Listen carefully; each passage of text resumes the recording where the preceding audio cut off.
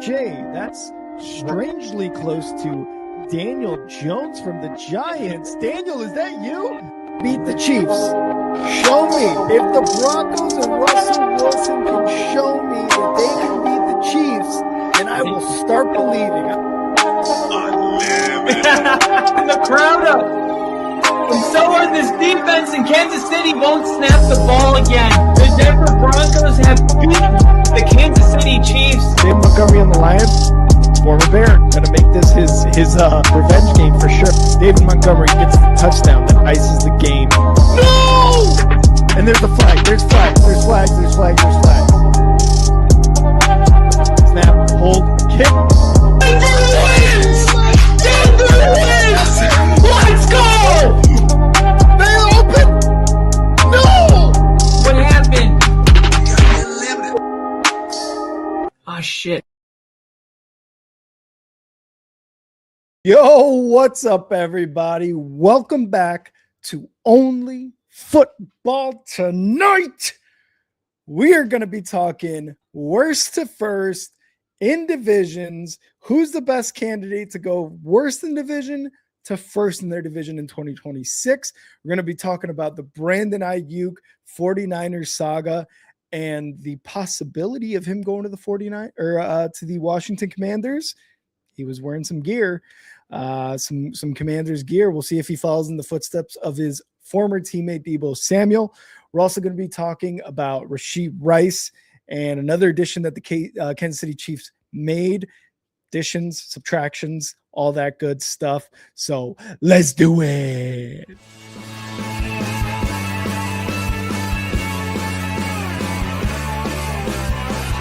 America is football. Football is America. And if you don't like it, you can kiss your candy ass all the moment in time. I don't give a damn. Oh my god. No. You love this. 30 to 27. No! Chiefs win. Chiefs win 30 to 20.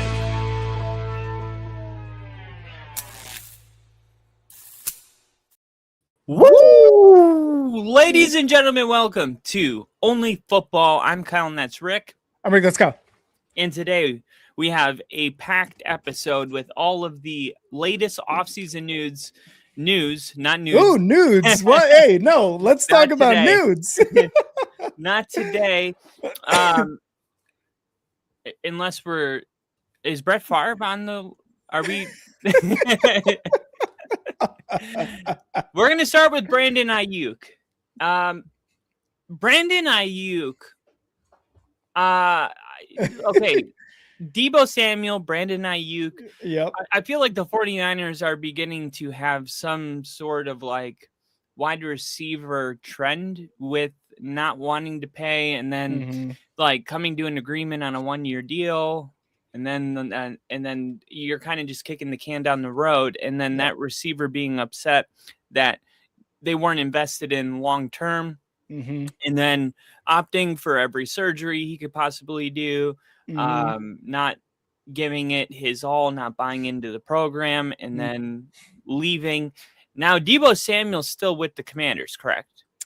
No, actually, he's a free agent right now. Why has Deebo Samuel not been signed?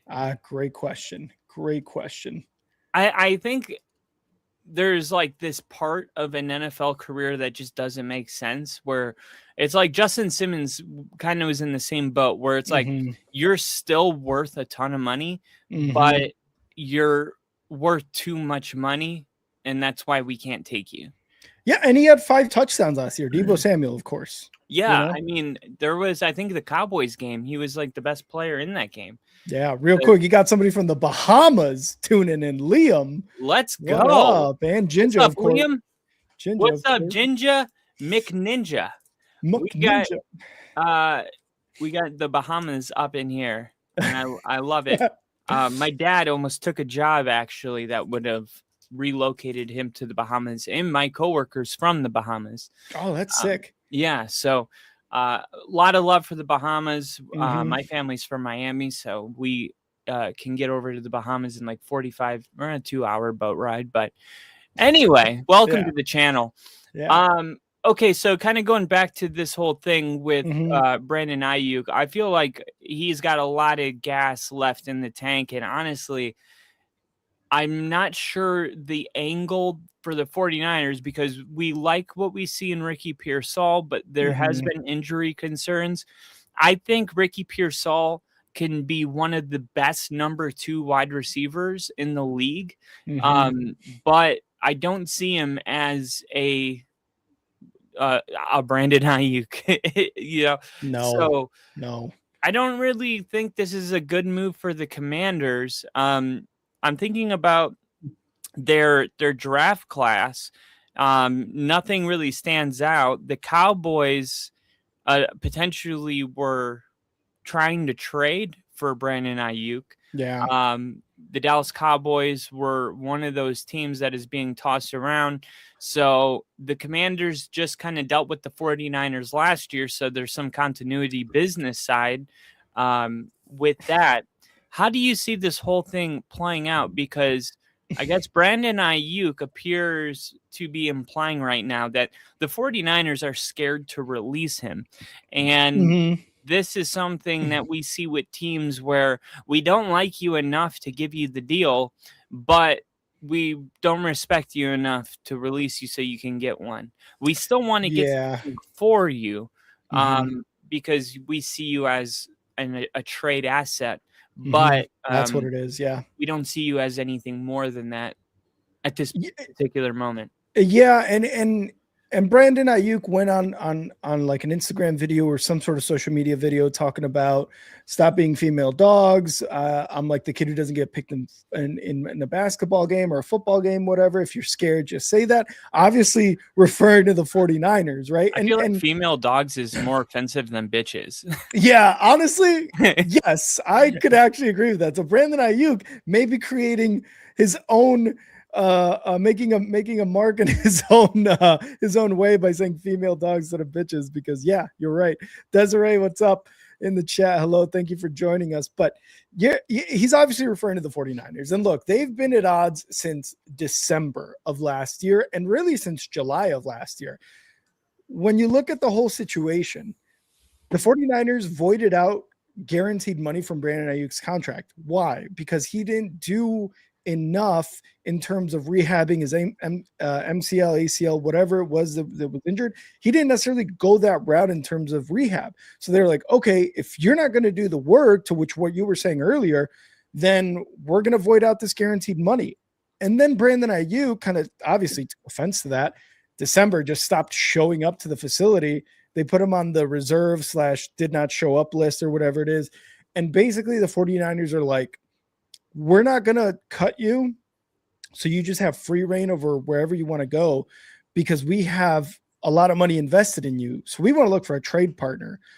But at this point in time, it's just difficult for the 49ers to be able to trade a guy like Brandon Aiyuk because of how this situation has kind of been going since last year. It's been almost a year since this has been going on, right? So they've got their kind of reasoning behind it. Brandon Aiyuk's got his.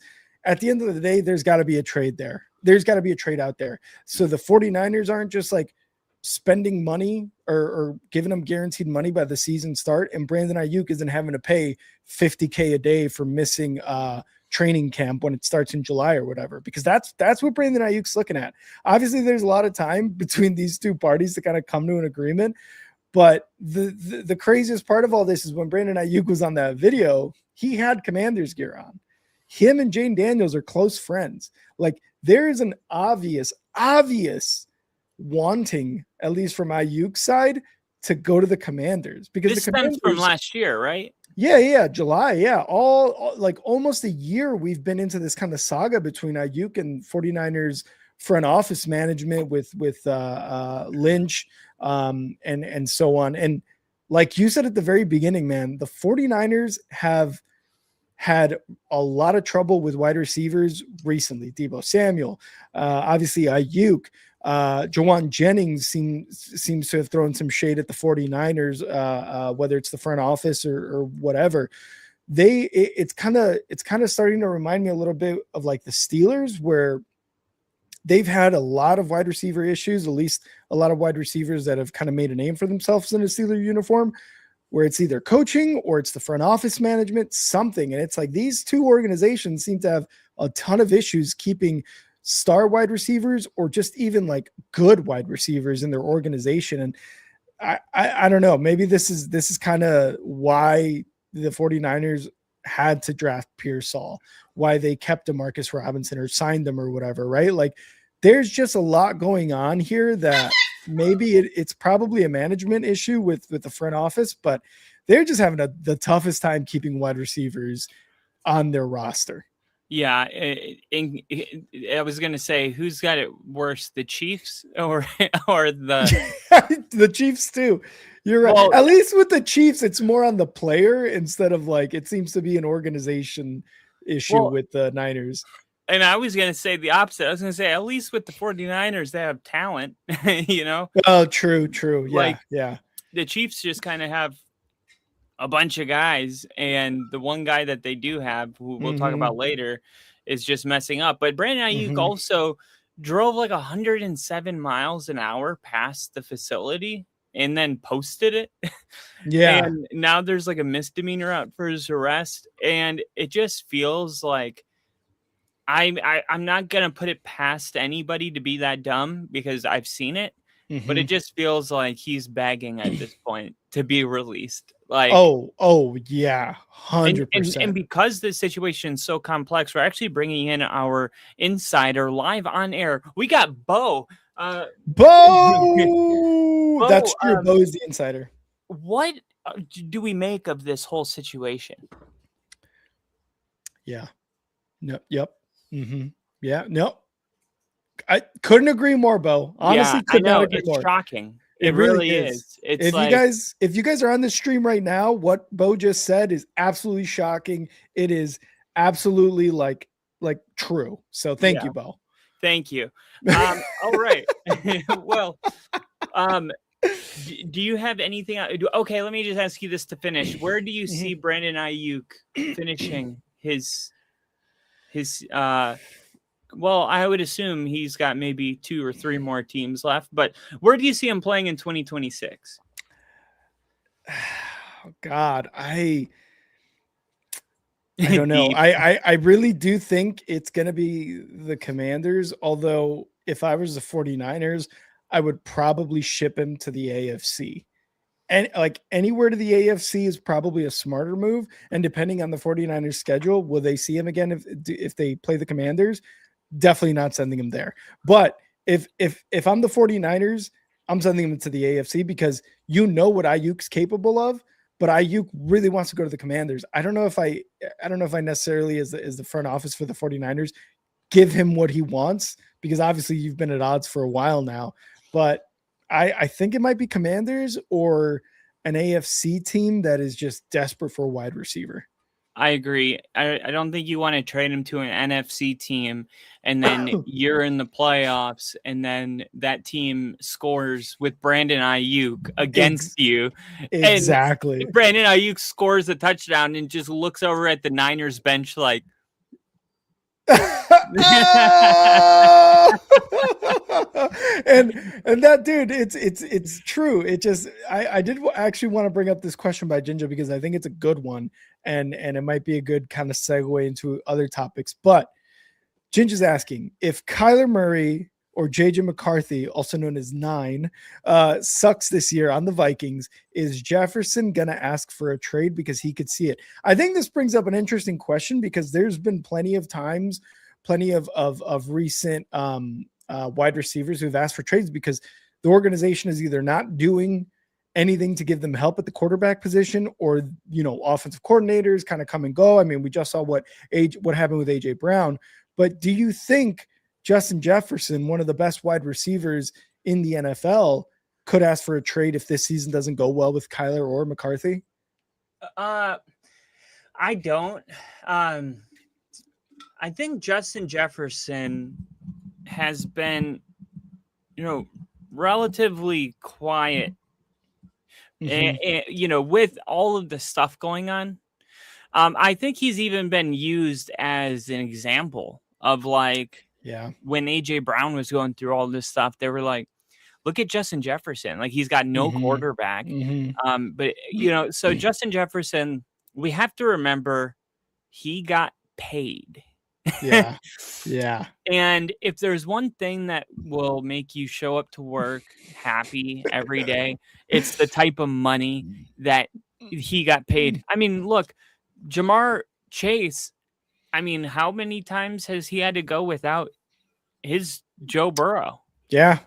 We don't really hear anything of it because he got paid. CeeDee Lamb, Dak Prescott has not been, I mean, last year, I'm pretty sure he was healthy all year, but the year before that, I don't know. Something is jogging my memory. Didn't he have like a really bad injury? Not that I can remember. I don't think Justin Jefferson's been injured. No. Dak Prescott. Oh, Dak Prescott. Yeah, at one point I think he had a bit of a injury bug hit him. Let me just say it this way. I think if you're a wide receiver and you have an issue at quarterback and you've been paid, so assuming this is like, we're only talking about the top 5 receivers in the league, I think you have to add in the context of how is the organization, how are the locker rooms and the facilities and the family, like how involved are they with your family, etc. How is the game plan? How is the offensive philosophy from the head coach and the offense coordinator? Because does Justin Jefferson, does he believe at the end of the day that there's anybody in the country that can get the most out of him? I'd like get more than Kevin O'Connell is getting out of him. And I just don't think he would say yes. And I think that's because, like, I think you and I could say yes, but I don't think he can. And I think, this is true when you're like working with somebody. I'm guilty of it. It's like if I'm working at a hotel, it's like, this is the best hotel in the world. And if I'm working at a restaurant, this is the best Italian food in the world. And I think when you or working closely with somebody who, now the other part of it is you have to be in the conversation, and Kevin O'Connell is definitely in the conversation of best offensive minds in the game. So if as long as you check that box and you're in the conversation, then I think Justin Jefferson probably is one of these players that believes like, yes, we do need a quarterback, but I believe that my head coach can get more out of me with a Teddy Bridgewater than a star quarterback could with a bad coach or a bad offensive coordinator. And I just think Justin Jefferson is kind of at that point in his career where he's like, he's a Viking, and it's not like a flash in a pan, but like a 10-year situation, like a Von Miller in Denver type deal. Yeah. And I could kind of see both ways, but I would lean more towards Justin Jefferson at one point asking for a trade because 2 seasons ago, they were number 2 in the North, I should say, with a 14-3 record, whatever the case was. Sam Darnold was their quarterback, right? Because of JJ McCarthy injury. And they kind of brought him in as backup to that. And it seemed like it was going well with Darnold. And obviously the playoffs come around and everybody's like, oh, Darnold, fumbles it again. He becomes Darnold. He becomes Jets Darnold, seeing ghosts in the playoffs. And then he goes and wins the Super Bowl the next year. And you saw the type of slide that the Vikings took offensively, record-wise, being thought of as what kind of team he was, what kind of team they were last season. And Jefferson's probably like, okay, JJ McCarthy, maybe not an elite quarterback yet, but I'm willing to give it some time. And then they bring in Kyler Murray, and now it really is kind of up in the air. I'm thinking that Kyler's going to start, but if this, with Kyler or with 9, if it's similar to last season, I can absolutely lean towards Justin Jefferson being like, you know what? I do love the Vikings organization, and we've been to the playoffs a couple times already, once with Cousins and once with Darnold. And I love Kevin O'Connell, but I want to win a Super Bowl because, I mean, really at the end of the day, I think every player in the NFL wants to win a Super Bowl more so than being in the Hall of Fame at their position. And that's just me on the outside, obviously looking in. I think I would rather reach the absolute pinnacle of a football player's career and winning a Super Bowl maybe even a Super Bowl MVP, right? Or at least a chance to do that, than to be in the Hall of Fame. And it's like, do the Vikings give me the best chance? The defense, don't get me wrong, really, really good. But the offense is where it's like, okay, obviously with JJ McCarthy, it didn't work. Who's going to win between Kyler and JJ McCarthy? We'll see. But if this doesn't go as well as I'm hoping with Kevin O'Connell, this may be one of those years where you see Justin Jefferson at the end of the season, or if it's not going well during the middle of the season, be like, what are we doing? What am I doing here? I want to go to a team that can do something. I think though it all depends on how you see yourself, because we see time and time again receivers, Terrell Owens, Chad Johnson. We see receivers that are dominant for years and they don't even come close to a ring. Terrell Owens had a couple, he with the 49ers and then with the Eagles, and then but with the Cowboys, it was kind of like very similar to the situation Justin Jefferson was in with Kirk Cousins. And we have to remember, like, the Vikings have let go, not just Kirk Cousins, but Sam Darnold. Yeah. And it's like, what are they doing over there? Because, like, great question. Like, you look at, like, how I always say, never try to out happy. If you're contending for a Super Bowl, your fans are happy and you're winning double-digit games, why are you getting rid of players? I mean, they won 14 games, I believe, with Sam Darnold, and they moved off of him for JJ McCarthy. What? Yeah. I mean, it didn't make sense to me then, and it doesn't make sense to me now, because Sam Darnold was a number 2 or number 3 overall pick, right? Something like that. Yeah. So definitely a first rounder. It's like, I mean, the fact that he's even in your facility, and then how well he performed, why would you move off of that? And now people are saying, well, hindsight's 2020. Bullshit. It didn't make sense after the Vikings season he had. And this is like removing Seattle. It just didn't make sense, because you're like, well, maybe he got lucky. I got news for you. This level, NFL, there's no luck. Like, you can either make a throw or you can't. You can either beat the blitz or you can't. You can either read coverages or you can't. Like, there's no, like, you can have a lucky day, but you can't have a lucky season. And Sam Darnold put together a whole season. So I guess what I'm trying to say is, like, with Justin Jefferson, it's like, you have to ask yourself, if you think Justin Jefferson would want to leave the Vikings, then there's only one conclusion, is that he doesn't see himself as a Viking. Because if he does see himself as a Viking, then you understand. Cortland Sutton had 10 years with the Broncos not making the playoffs. The players on the team, they're like, I'm a Bronco and we're probably not a Super Bowl team this year, but it's like, you see yourself as part of the solution of getting back to competing for a Super Bowl if you see yourself as a part of the team. Just because you're not competing for a Super Bowl this year doesn't mean you want out. Now, if you're like later in your career and you're just doing 1 year, I totally get it. Like, you're just jumping on the team that you think has the best chance. But I think for a lot of players that see themselves as like, oh, I'm a fan favorite of this team, everyone wears my jersey, like, you're okay with accepting the reality that we're probably not going for the Super Bowl this year. But this year is more about figuring out what we have at quarterback, and that's okay. And I think a lot of fans might not realize that for some of these players that are mature and they've been in the league for a long time, they understand this and they're okay with it. They can never vocalize it because it sounds like, it sounds terrible if they ever did. Like, I know we're not really going to make the Super Bowl this year. Like, you can't say that. Yeah. But I think there are players that understand that we're not going to the Super Bowl this year, but it doesn't mean that they want out necessarily. I would just say that, because I know all around the league, I mean, Trevor Lawrence in the kind of the whole team that they've been putting together in Jacksonville, it's like, you see it as like a building block.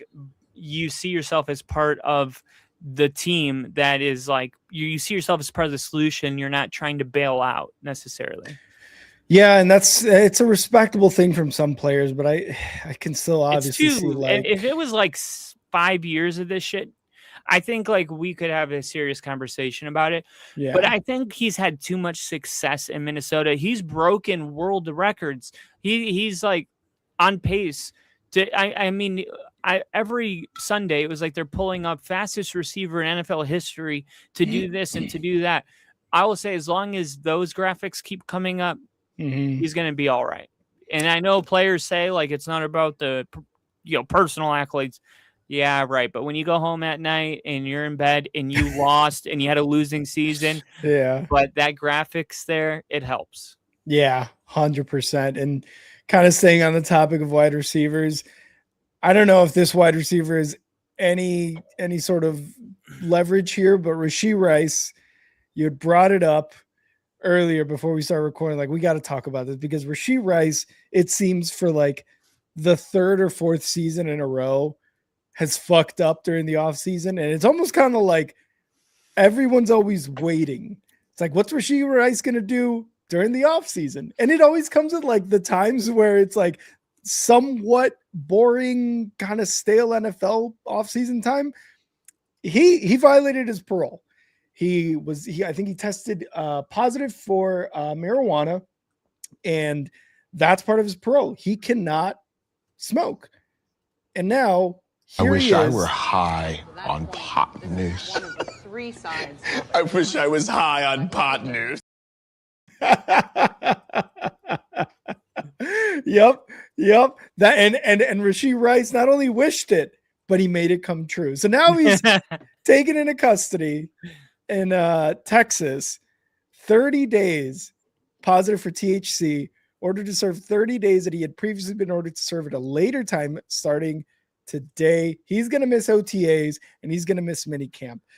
Kyle, what the hell? And this is kind of the same thing we were talking about with like 49ers receivers. What the hell's going on in KC with Rashee Rice? He seems to be the only wide receiver with an issue.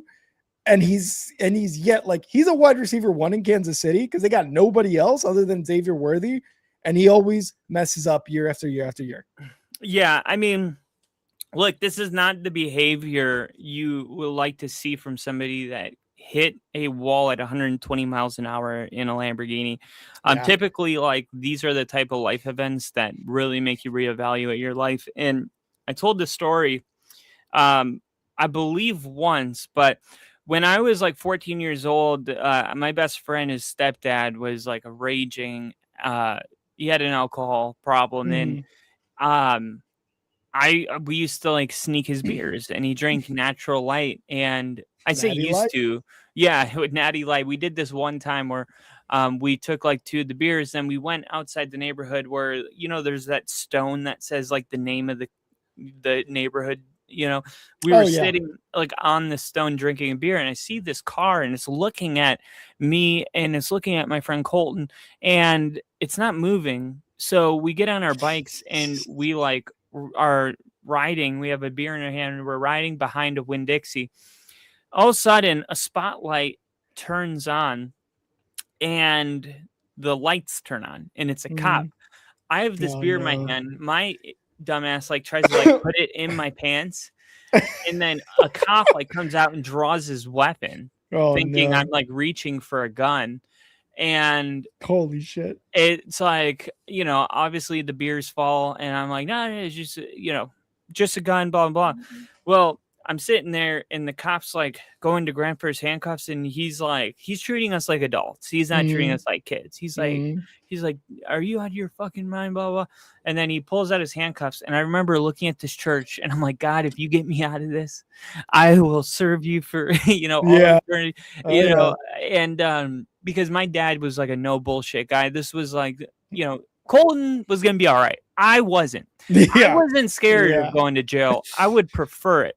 And I was like, please take me to jail. Don't take me home. And so I'm freaking out and I'm desperate. And as soon as the cop goes to put his handcuffs on me, the radio goes, oh, we got, blah, blah, blah. And the cop looks at me and he goes, it's your lucky fucking night. And he undoes my handcuffs and he God. gets in his car and fucking peels out. And I'm like, I'll never forget that. It's your lucky fucking night. And dips out. And I'm like, the car peels off and I'm just sitting there I could hear a pin drop. And I'm just like, holy shit. Like my life just went from over to like rebirth. And I see Colton and I'm like, dude, he reaches down on the ground and picks up the beer. And I remember that was the last day I ever hung out with Colton, because that was the moment I realized there's going to be people like me and there's going to be people like Colton. There's people that get scared straight and there's people that make the same mistake. And it was like, how did you not learn from that? How was that not an eye-opening event for you? And it's unfortunate that everybody can't have that type of a situation and not go and pick up the beer. At least not that moment. Like, at least wait a couple minutes. At least like or a day, like take the day off, like, it's not like we needed it. We're kids, so it was ridiculous, but I learned something about him and life. And, I hope I doubt he's doing great, but I hope he is, but I think with Rashee Rice, like the Lamborghini hitting the wall at 120, and then like bailing and then getting arrested, and like that was his moment. And from what it seems like, it's unfortunate, but he picked up the beer and he didn't use that as an opportunity to be like, I'm in jail. I could have died in this accident. I'm an NFL football player. I have the greatest quarterback in the world as my quarterback. Every year I'm competing for a Super Bowl. I'm a multimillionaire. I have the world in the palm of my hand, and I could actually be talked about as one of the greatest wide receivers in the NFL if I really, gave this my all. And instead, he's smoking weed on probation. It's like, you just see the lack of focus and the lack of maturity. And I don't know if it's like emotionally, he's just not developed in his mind to not come to these conclusions like that. I think most of us would or maybe it's something more than that. Maybe it's substance abuse problem. And that's a real thing that, people need to get help for, but they can't be told to do it. They have to want it. So like, exactly. I don't know what's going on with Rashee Rice, but I think at this point, if you're the Kansas City Chiefs, you have to come to the conclusion that like, we hope you get well, but we have to make business decisions and those aren't going to involve you. I haven't heard the Chiefs come out and even say anything. I'm sorry, but if this is the Broncos, like he should have been released already. Why is he still on the team? The Chiefs are repeating their same problem from last year, and everyone's acting like it's okay because they got Kenneth Walker. How the hell does Kenneth Walker fix the problem at receiver, or Travis Kelce being super old? I mean, I don't understand why the Chiefs feel like they're about to really compete for a Super Bowl. I got news for you guys. It's looking like another 9-win season. You think that Mahomes is going to come back from a serious injury like that with no receivers and it's going to be okay because they have Rashee Rice?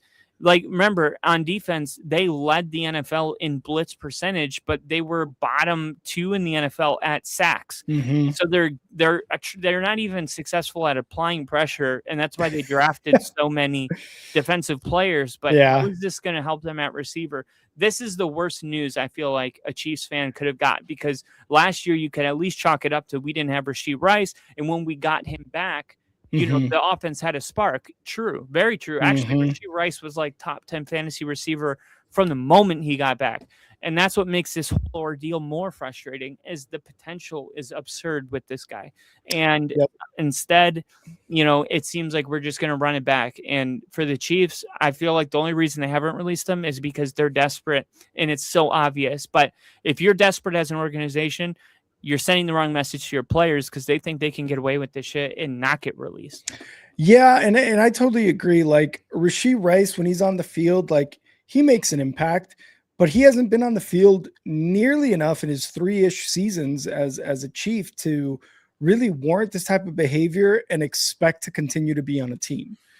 Like what you said is correct. If I was the Chiefs, hey man, you know what? Thanks, but no thanks. You know, we appreciate what you did on the field when you were on the field, but we can't continue to go down this route of you fucking up almost every single season since you've been on this team. And as well as kind of what are you presenting to, I don't know, kids who watch the NFL, right? Like, what are you saying? And the NFL has had its issues with all sorts of player personalities, whether it's like domestic abuse, whether it's drugs, whether it's accidents, things like that, where you look at the NFL and you're like, you guys are not really taking much accountability here, and you guys are just letting these guys play.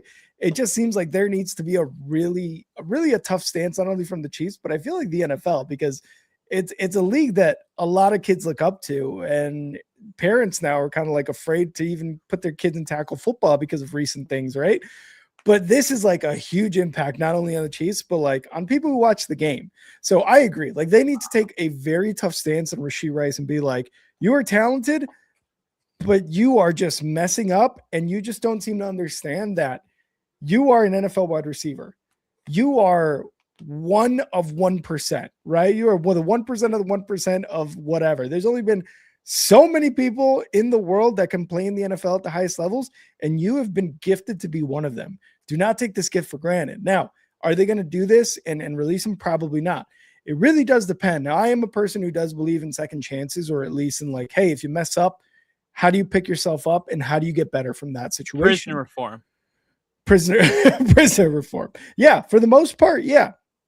And if you mess up again, like Rashee Rice did, it's just like, I can't keep doing this. But if he goes into this season after all this and becomes a better ambassador for the game and a better ambassador for himself as well as the Chiefs, then maybe you can see that reform start to happen again. But honestly, if I were the Chiefs, I would have cut him loose as soon as this story hit. As soon as I knew he wasn't going to be at minicamp or OTAs, like it's just like these are obviously voluntary. I believe the OTAs were, or I can't remember, but either way, like it's like, dude, what are you doing here? What do you expect to get out of any of this, right? Like you're a part of a team. You don't see Patrick Mahomes and Travis Kelce or Reed or Chris Jones going out and doing dumb shit like this. Like all that other stuff with Brittany Mahomes and with Taylor Swift, whatever. It's excusable. The media is the ones who are focusing in on that. This stuff. Yeah, this real life. Exactly. Compared to what Rashee Rice is doing, that's nothing. So yeah, I think the Chiefs need to take a hard stance here and do something about it. But who knows if they will? Who knows how long they're going to kind of keep up with this? Yeah. And honestly, if I were the Chiefs, I would have been like, do I have a team that I think can win a Super Bowl? Mm-hmm. And it's like, we do, but we have this issue at receiver. Mm-hmm. It's like Mahomes is one of these quarterbacks where you bring in, this running back in Kenneth Walker, and you start to think, wait a minute, like maybe they have one of the best running back fields like in the country now, because they didn't just bring in Kenneth Walker, they brought in Amari DeMercado, I believe, too. And on top of that, I would have called Dallas and been like, I will give you Rashee Rice and a 2nd-round pick for George Pickens. Yeah. You figure that Rashee Rice stuff out. Yeah. And Dallas would, because they love to figure it out, right? They love players that have like a criminal history. I don't know why, but they're like, we'll do it. And a 2nd-round pick is a lot of value. So even if Rashee Rice doesn't work out, the 2nd-round pick for George Pickens probably would have gotten it done by itself. Yeah. I would start there. And then if Rashee Rice comes back, and then, good. You got Rashee Rice, George Pickens, and Xavier Worthy, and Kenneth Walker, and Mahomes, and Kelce. Like, that's a Super Bowl team. Yeah. But, like, this is what I don't understand. It's like, let's save the 2nd-round pick. Let's keep Rashee Rice. Why? Like, why? Why wouldn't you trade a 2nd-round pick for a Super Bowl? Exactly. Because I really think George Pickens on this team would have been, like, a piece that's like, okay, we're definitely, like, competing for a Super Bowl. Would you agree? Yeah. And they 100%. Hadn't agreed to I still don't know what's going on with George Pickens, because for a while I heard, oh, they're going to pay him. And, excuse me, congratulations to Dallas for finally getting ahead of this issue, where they like have to wait to pay. Yeah. George Pickens has 108,000 reasons to make common sense move. I don't know, like, okay, we haven't discussed, but I expect he will be here. Schottenheimer said it's mandatory minicamp. So he's expected to show. George Pickens has no leverage, versus the Cowboys. The only thing that can help him is if another team is highly interested in him and makes it happen. I mean, I feel like with what we saw from George Pickens last year, he made a real case that George Pickens can be like one of the best receivers in the league, in my opinion. And that was with, Dak Prescott and a first-time head coach. Who knows what an Andy Reid and a Mahomes and a real running game could do for George Pickens. Because, I mean, it's an interesting one. It's and I'm not saying this to say it's not happening. Like, this could still happen. This could definitely, because if you're the Chiefs, I mean, it's like the Rashee Rice thing. Like, did you not learn from last year, or are you just running it back expecting a different result? Yeah. So yeah, the whole thing though, we had to talk about it because the AFC West is going to be tough. I mean, the ESPN just released Mia Kusa, the what's her name? The woman that does like the quarterback rankings every year. Oh, Mila. No, what's her name? I know who you're talking about. Yeah.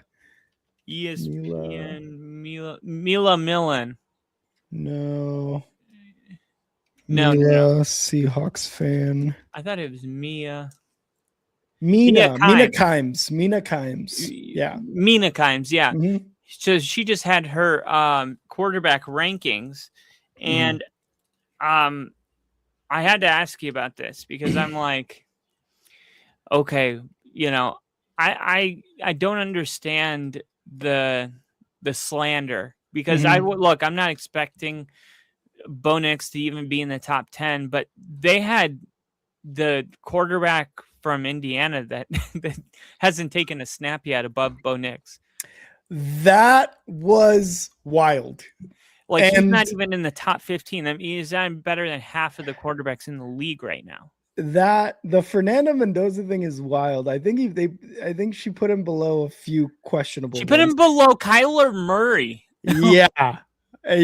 Now, I don't know what I think this is a lot of rage bait. I will say, like, I really do think a lot of what Mina Kimes did during this was a lot of rage bait, because Bo Nix is better than Kyler Murray. Bo Nix is better than Fernando Mendoza. Fernando Mendoza should be last. Like, sorry, no, like, nothing against Fernando Mendoza, but he's a Raider. Like, yeah, they have a history since they made the Super Bowl in the early 2000s to not really pan out. And that's, again, nothing on Fernando Mendoza. He has not thrown a pass in the NFL. He is barely starting OTAs, mini camps, rookie mini camps, whatever, with the Raiders. That entire thing, I feel like, was just rage bait by Mina Kimes. And Mina Kimes, to me, is generally one of those NFL analysts who you can look at and be like, that's a good take. Yep, I agree. Maybe don't agree with that, but she's bringing it up with facts.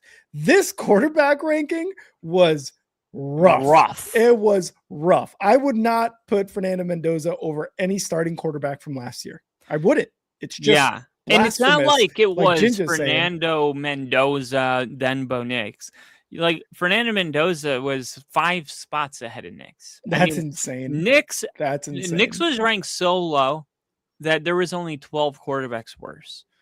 And Tyler Shue was like the next one. Like, yeah, that's wild to me. Like, Bo Nix, Tyler Shue, Shuck. I mean, but with that, I'm going to give her a little grace here, and I'm going to say this. I don't think quarterback rankings have ever been this difficult. Remember when I said, like, I don't know, 4 years ago when we started this, or maybe 5 years ago now? Crazy. Yeah. I said, this is going to get really interesting because my whole childhood, it was like Drew Brees, Peyton Manning, Ben Roethlisberger, Brett Favre / Aaron Rodgers, Phillip Rivers, Tom Brady. And then you're kind of like wrapping it up. Yeah. That's your bundle of elite quarterbacks. Yeah. Try that today. Let me just say, like, yeah, Mahomes, Josh Allen, Lamar Jackson, Joe Burrow, Stafford, Justin Herbert. I mean, look, Justin Herbert was ranked higher than Caleb Williams, and Justin Herbert was ranked higher than with Drake May was ranked higher than Drake May Herbert? was at number 5. Yeah, and that's why I don't know how she was basing these rankings. Dak Prescott 7.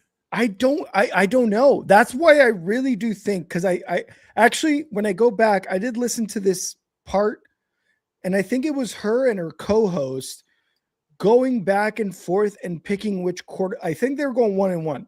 So it's like starting at number 1 is this person, and then she would go to her assistant and is like, okay, at number 2, I think it's this guy. So I don't know if it was that episode that where those QB rankings stemmed from, or if this was a completely different thing that she did herself. What I will say is I just do not understand where these rankings were coming from. Drake May, after last season, runner up to the MVP, the highest completion percentage in the NFL, made it all the way to the Super Bowl. Okay, are you giving them top 5 because of that? Was he one of the top 5 quarterbacks in the league? Stats wise, the completion percentage, sure, maybe, but like Matthew Stafford won the MVP. Yeah, right? Why is he at 11? I just don't get what she was basing this off of. Like, you would rather have, I mean, you're saying right now you're taking Jaden Daniels over Stafford. I'm not for 1 year. Not for this upcoming season. Yeah. For this upcoming season. I mean, the injury hurts. Jaden Daniels with Stafford on the Rams, I think their Super Bowl odds get worse. Yeah. You know, I agree. So I don't get it. I forgot why I was even bringing this up. Yeah. But I'm sure there was a reason. Because yeah, what were we talking there's about? Probably a reason. I can't remember. We were talking about George Pickens, right? We were talking about George Pickens and Dak Prescott, and yeah, I don't know. There was a reason for sure. Yeah. But anyway, it's good to know. So if you guys haven't seen these like rankings, go check them out, because they're a little rough. Here's the thing I will say though. Bo Nix at 20. Look, as a Broncos fan, I was thinking about this. Like, what's the alternative to this? We're not doing this, are we? Come on. Don't do this to me. What happened? Stupid camera. Oh, gotcha. 1 second. I'll make it work. Can you still hear me? Yeah, I can still hear you. Yeah, what's the alternative? Like, Bo Nix is in the top 10. The Broncos are the Super Bowl favorite. Like, is that really where you want to play from? You know what I mean? Like, isn't it? How do you find motivation for a team that like won 14 games? Feels like the only reason they didn't go and win the Super Bowl was because of a freak injury on the last play of the game. Like, how do you light a fire under their ass? Because I was struggling as a fan to get going. Like, I can't imagine the players, because it kind of feels like, I don't know, like it's just not fair, like how it worked out. And I think this is the best case scenario, because it's like everybody thinks last year was a fluke.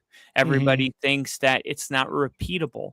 You have the 15th best odds to win the Super Bowl. Like, you're basically considered a mediocre team, and your win projection is under 10, which is something, Sean hasn't even had with Bo Nix, less than 10. So I think like is like as much as it's like, oh, we're doing this again.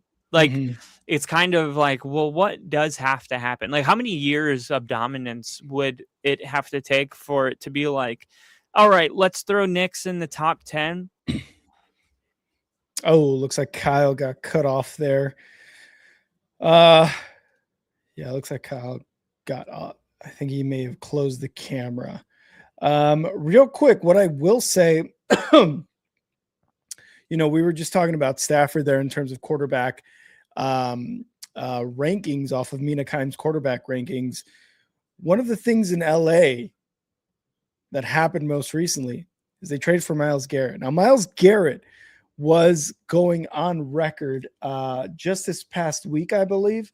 It was, back on the 5th of June of this month. Myles Garrett once, during an interview, Garrett was asked how much longer he thought he would play and how many sacks he might end his career with. And he said, I don't know how much longer I want to play, but I know there's a big goal out there. That's 200. Meaning he wants 200 sacks at the end of his career. There's only been one person that has been able to get to 200 sacks, and that is Bruce Smith.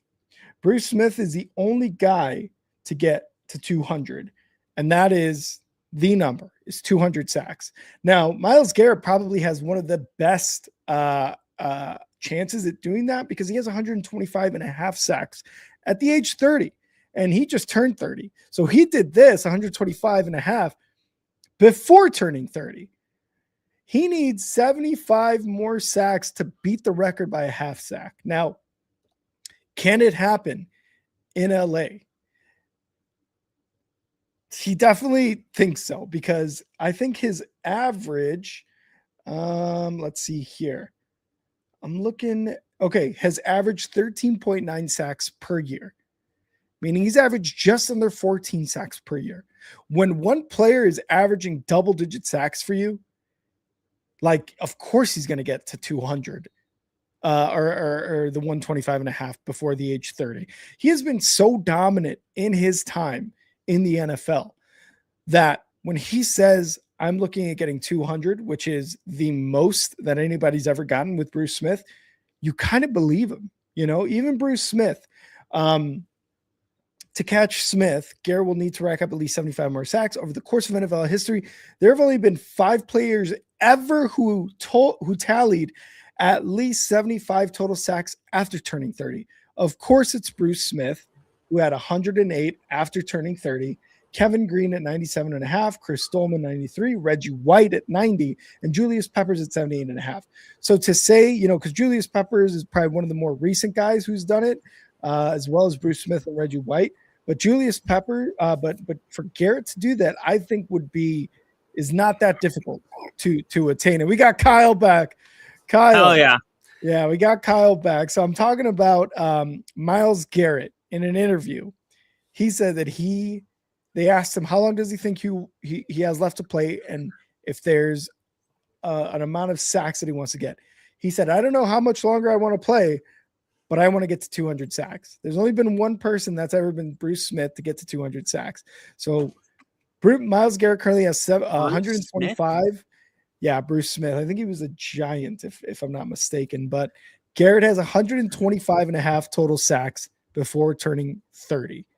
He needs 75 to get past Bruce Smith for the all-time record. He has averaged just under 14 sacks per year since he's been in the league. And honestly, I'm one of those guys who thinks he can do it, especially in LA with that organization there. Myles Garrett will go down as the greatest defensive football player of all time.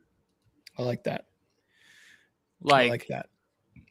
We have to understand what we're really dealing with here. Mm-hmm. We don't even know how good Myles Garrett is. You, me, the whole world. We think we do. We don't. Let me put it this way.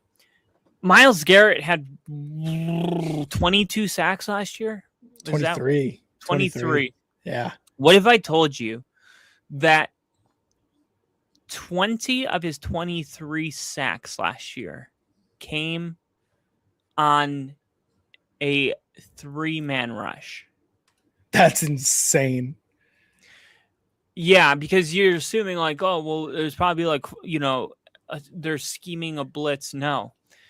We're talking 95% for number 95 coming on a 3-man rush. Now, think about what he can do on a really good team. Yeah. We don't even know. And that's one of the reasons that this article was saying on CBS was saying like, or NFL.com was saying the Rams are a good team where if they are playing with the lead in a majority of their games, which, you know, going into this year with the way this squad is assembled for Sean McVay, you would assume that. That means that the opposition is going to be passing a lot later in games, which means Myles Garrett is going to have more than enough opportunities to literally, with a head full of steam, just run at the quarterback. Not even have to worry about coverage, not have to worry about just adding pressure or stopping the run. We're talking about an entire fourth quarter, most of the third quarter, that he just gets to go free. So yeah, like you said at the very top, he's going to go down as one of the greatest, if not the greatest, defensive player in the NFL of all time. But he's going to get a real good opportunity at cutting that deficit of the all-time 200 sack number down these next couple of years with the Rams. Well, have you even seen anybody that looks like Myles Garrett ever? No. Like, no, that dude is a monster. Yeah. I mean, it's like, I mean, he's literally a once in a lifetime athlete. Mm-hmm. And I'm just excited to see him play in a playoff game. Like, we haven't even gotten playoff Myles Garrett. Like, I think maybe 1 year. I don't know. Yeah, the Baker Mayfield year, I think, against the Steelers, but that was it. Yeah. Yeah. And like a Steelers playoff game's already the most forgettable thing that could happen. So, Facts. Did you see L'Jarius Sneed re-signing with the Chiefs? I did. Yeah. I was going to actually ask you about that too. You know, he signs a 1-year deal with the Chiefs, reuniting him with the Chiefs after they traded him to the Titans. The only thing that gets me about L'Jarius Sneed is in those 2 seasons with the Titans, he played 12 games out of a possible, 34 games. He played. How much money 12? was he paid? I think he signed a 4-year, $70 million deal, something like that. And $76.4 million. There you go. $55 million guaranteed. How many games did he play for $55 million? 12 games. Hey, that's not bad for a 4th-round pick out of Louisiana Tech. Not bad. Like, but I'm sure the Titans were hoping for a lot more. Yeah, unlike Denzel Washington, L'Jarius Sneed will not be how we remember the Titans. I like that. But I think it's the best case scenario for the Chiefs and for him, because it's like you're playing at, you know, the top level, and then you go off injuries, you're losing, and it's like, okay, how do we find our way back home? Well, let's go home, you know? Yeah. And let's see if we can like re-spark what we had. Sometimes we see this with cornerbacks where they're playing at a high level, but it's like a flash in the pan and it's gone. Man, we had a couple of good years with some players that if I said their names, you wouldn't even know who I'm talking about. Like, it happens all the time. And we'll see what happens. I mean, Steve Spagnolia's defense, obviously he's familiar and nothing's changed on that. So I think it's like, you know, it's a pretty friendly deal. It's only up to $5 million. So I think it's a win-win for both parties. Interesting how the Chiefs keep addressing everything besides wide receiver again. And they were almost forced to. They traded McDuffie, and their other starter, Jalen Watson, left in free agency. I mean, they had a couple guys drafted, Mansour Delane. They signed Kohu and Khair Elam. But to bring L'Jarius Sneed back, I think it solidifies that room with a more of a veteran presence. But it's like they were almost forced to bring somebody back. And L'Jarius Sneed is like, I'll do it. Well, this next segment I'm really excited about, because we're going to talk about. Oh, by the way, I don't know if you guys were tracking Abdul Carter's twisted ankle at minicamp, but from what we've heard from it, it doesn't look serious. And good. I just wanted to throw these at you really quick before we talk about the segment I'm pumped about. And it'll probably take more time than all these other ones we've done. But Jacoby Brissett reported to mandatory minicamp, which runs Monday through Wednesday as he seeks a new contract. And remember, he's missed all of the team's voluntary workouts, which is a big deal. Because when you're the quarterback, you're the veteran. Like when Sean came in, his goal was to have 100% participation in voluntary workouts. Now, how do you do that? Well, you have to be able to show the data to the new players that, look, these are all the players that report to our voluntary program, and we are the least injured team in the NFL. And that has to do with the way that we train. That way players don't feel like they need to go out and spend money privately to get great training. So it really all starts from just shelling out a good product that the players buy into, and then they want to show up. Now, you have your veteran players who it's like, well, man, if Von Miller doesn't need to show up, then why do I show up? So if you're a head coach and this is part of the culture you're trying to set, it's crucial that your leaders and your captains show up, because it sets, precedents for everybody. Like, hey, this is something that the captains are showing up to. Who am I not to show up to it? Yeah. I'm just a rookie. I can't not show up if Jacoby Brissett's showing up. But Jacoby Brissett didn't show up, and that has to do with some contract negotiation issues. What do you have on this?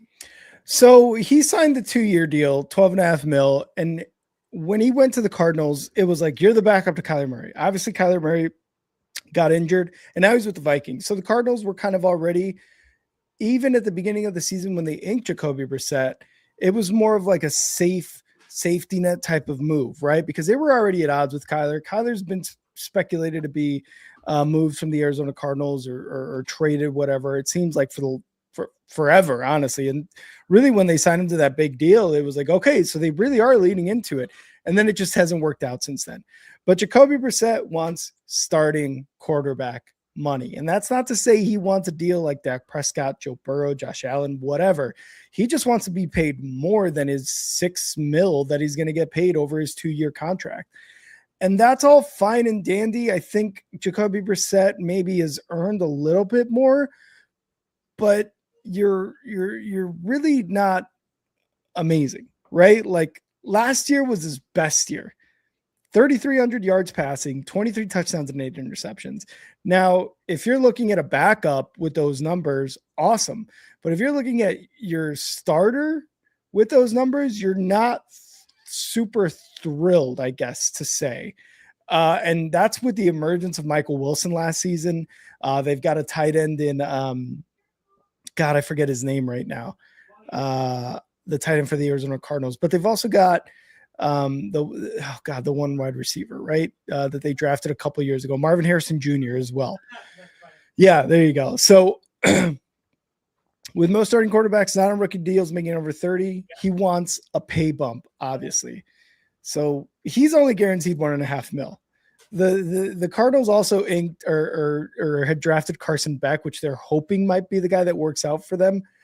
I'm not saying that Brissett is wrong in wanting to ask for more money as a starting quarterback of an NFL franchise.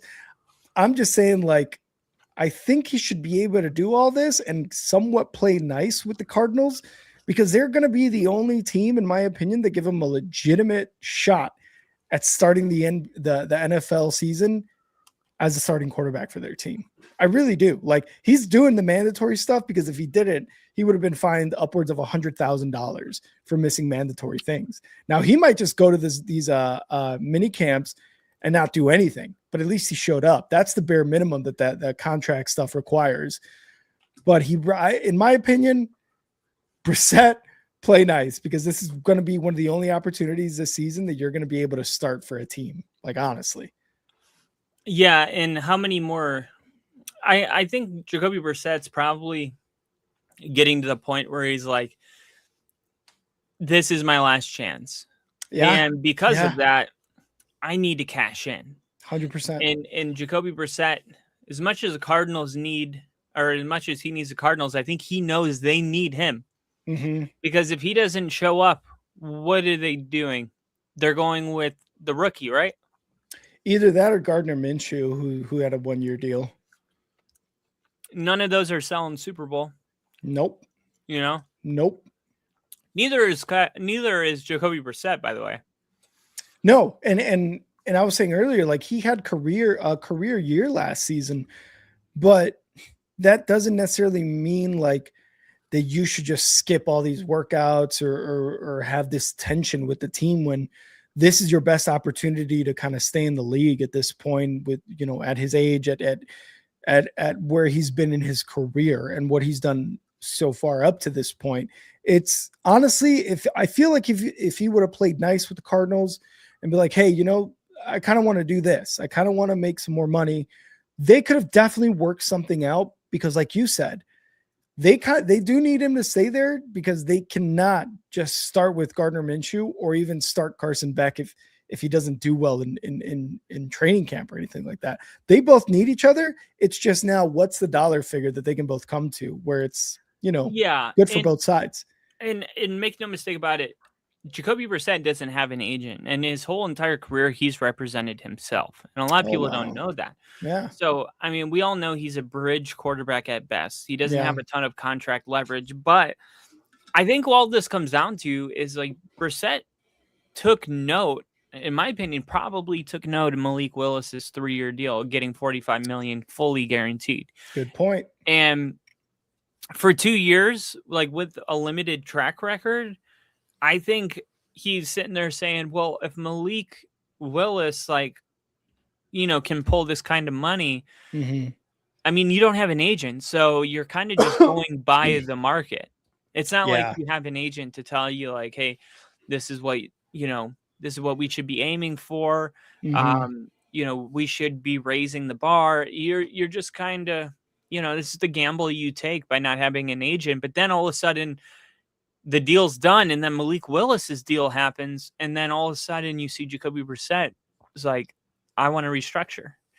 And it does feel a little bit like, oh shit. Like, have you seen American or War Dogs, where he's like the lowest bidder, and then he's like, how much did we underbid by? And he's like, $60 million cheaper than the highest bid. And they realized they left $60 million on the table, essentially. Oh my God. And it's like, oh, I changed my mind. I want 50 more million. And that's kind of like, you think you're making a good deal, and then Malik Willis's deal happens, and then you're like, I'm not showing up to mandatory minicamp. I have made this decision myself with no outside resources. Right. And I don't know, like, I don't think any of these quarterbacks are really selling like deep playoff run. No, the Cardinals are clearly, and especially with new head coach Mike LaFleur, they are taking this year and being like, okay, we know what we've got in Marvin Harrison Jr., Michael Wilson, and Trey McBride. What we don't know is the quarterback. Can Carson Beck actually step up and do something? And what about our defense? Can we do any?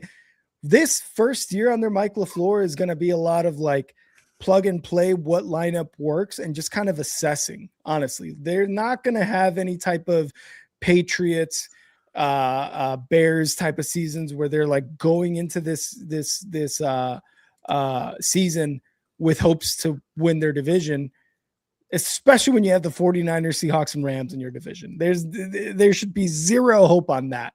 It's going to be a lot of experimenting and a lot of like what's working, what's not working. And one of the biggest ones is quarterback. Yeah. And look, last year though, I mean, he honestly, you said he had his best season.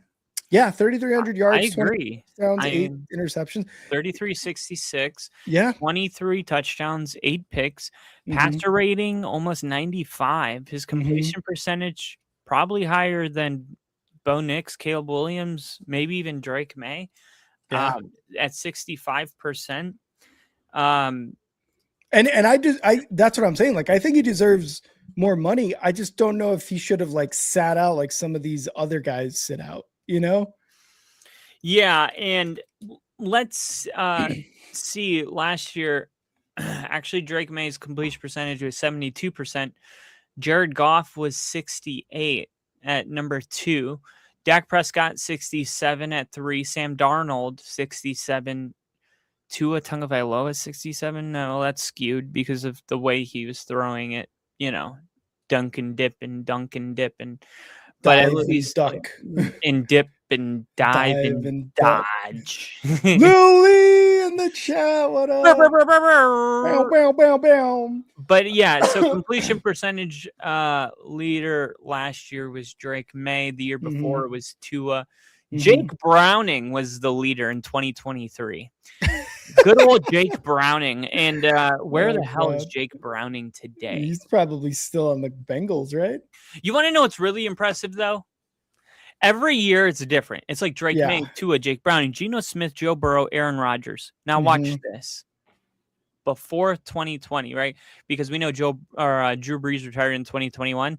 Look at 2019, Drew Brees, 2018, Drew Brees, 2017, Drew Brees, 2011, Drew Brees, 2010, Drew Brees, 2009, Drew Brees. That dude was a completions machine. It's like, I mean, this is pretty crazy. Kurt Warner had a similar stretch for 3 years.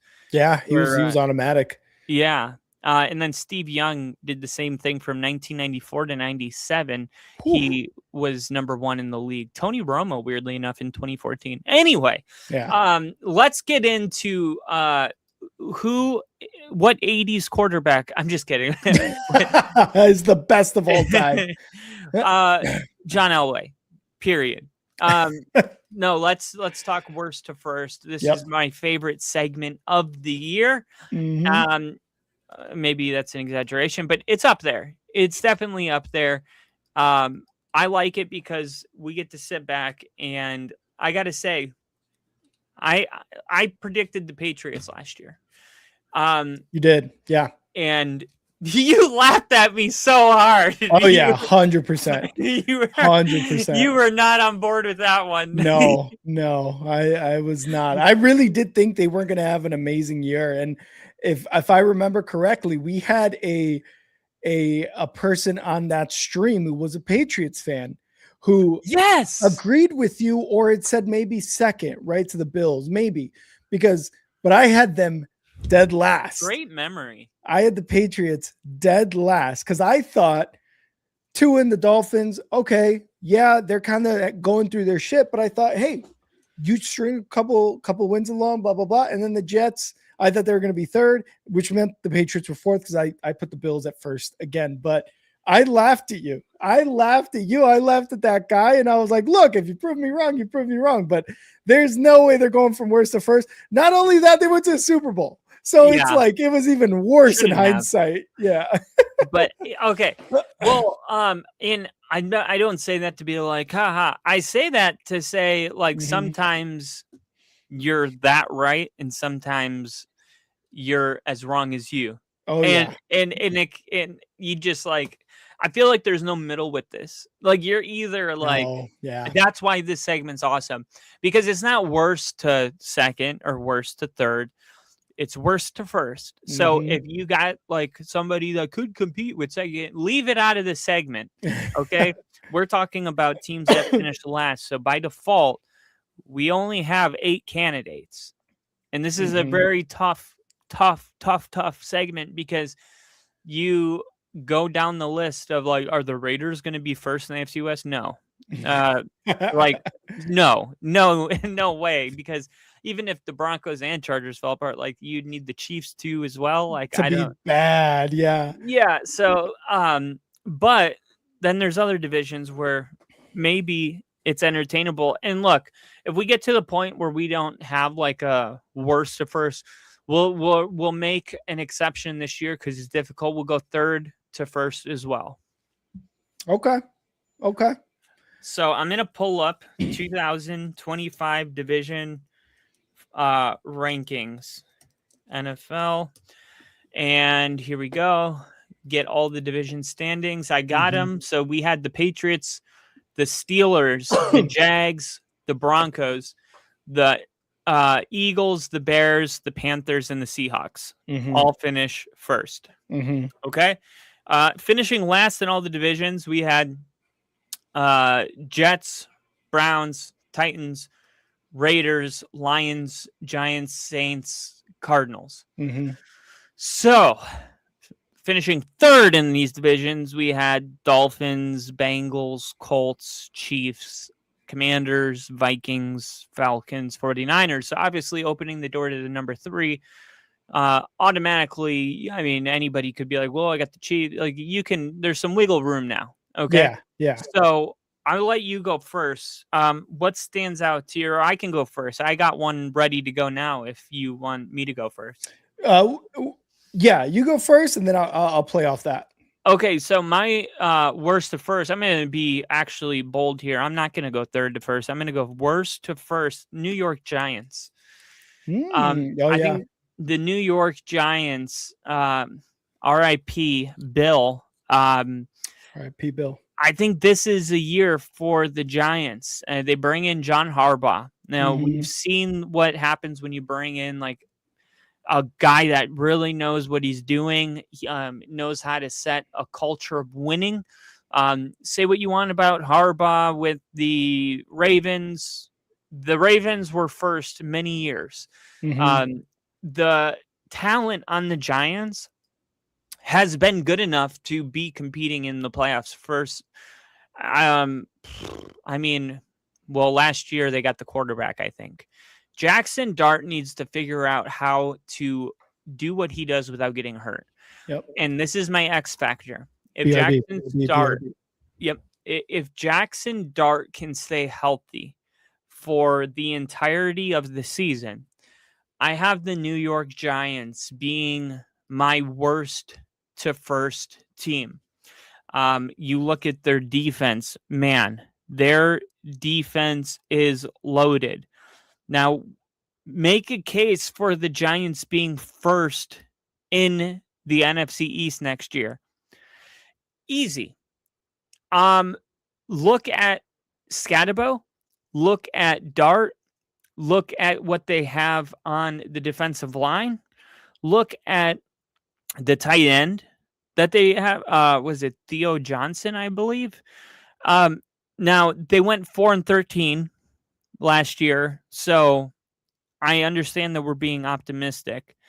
But the elite coaching upgrade, I mean, you got a special teams mastery, which special teams actually has a lot to do with.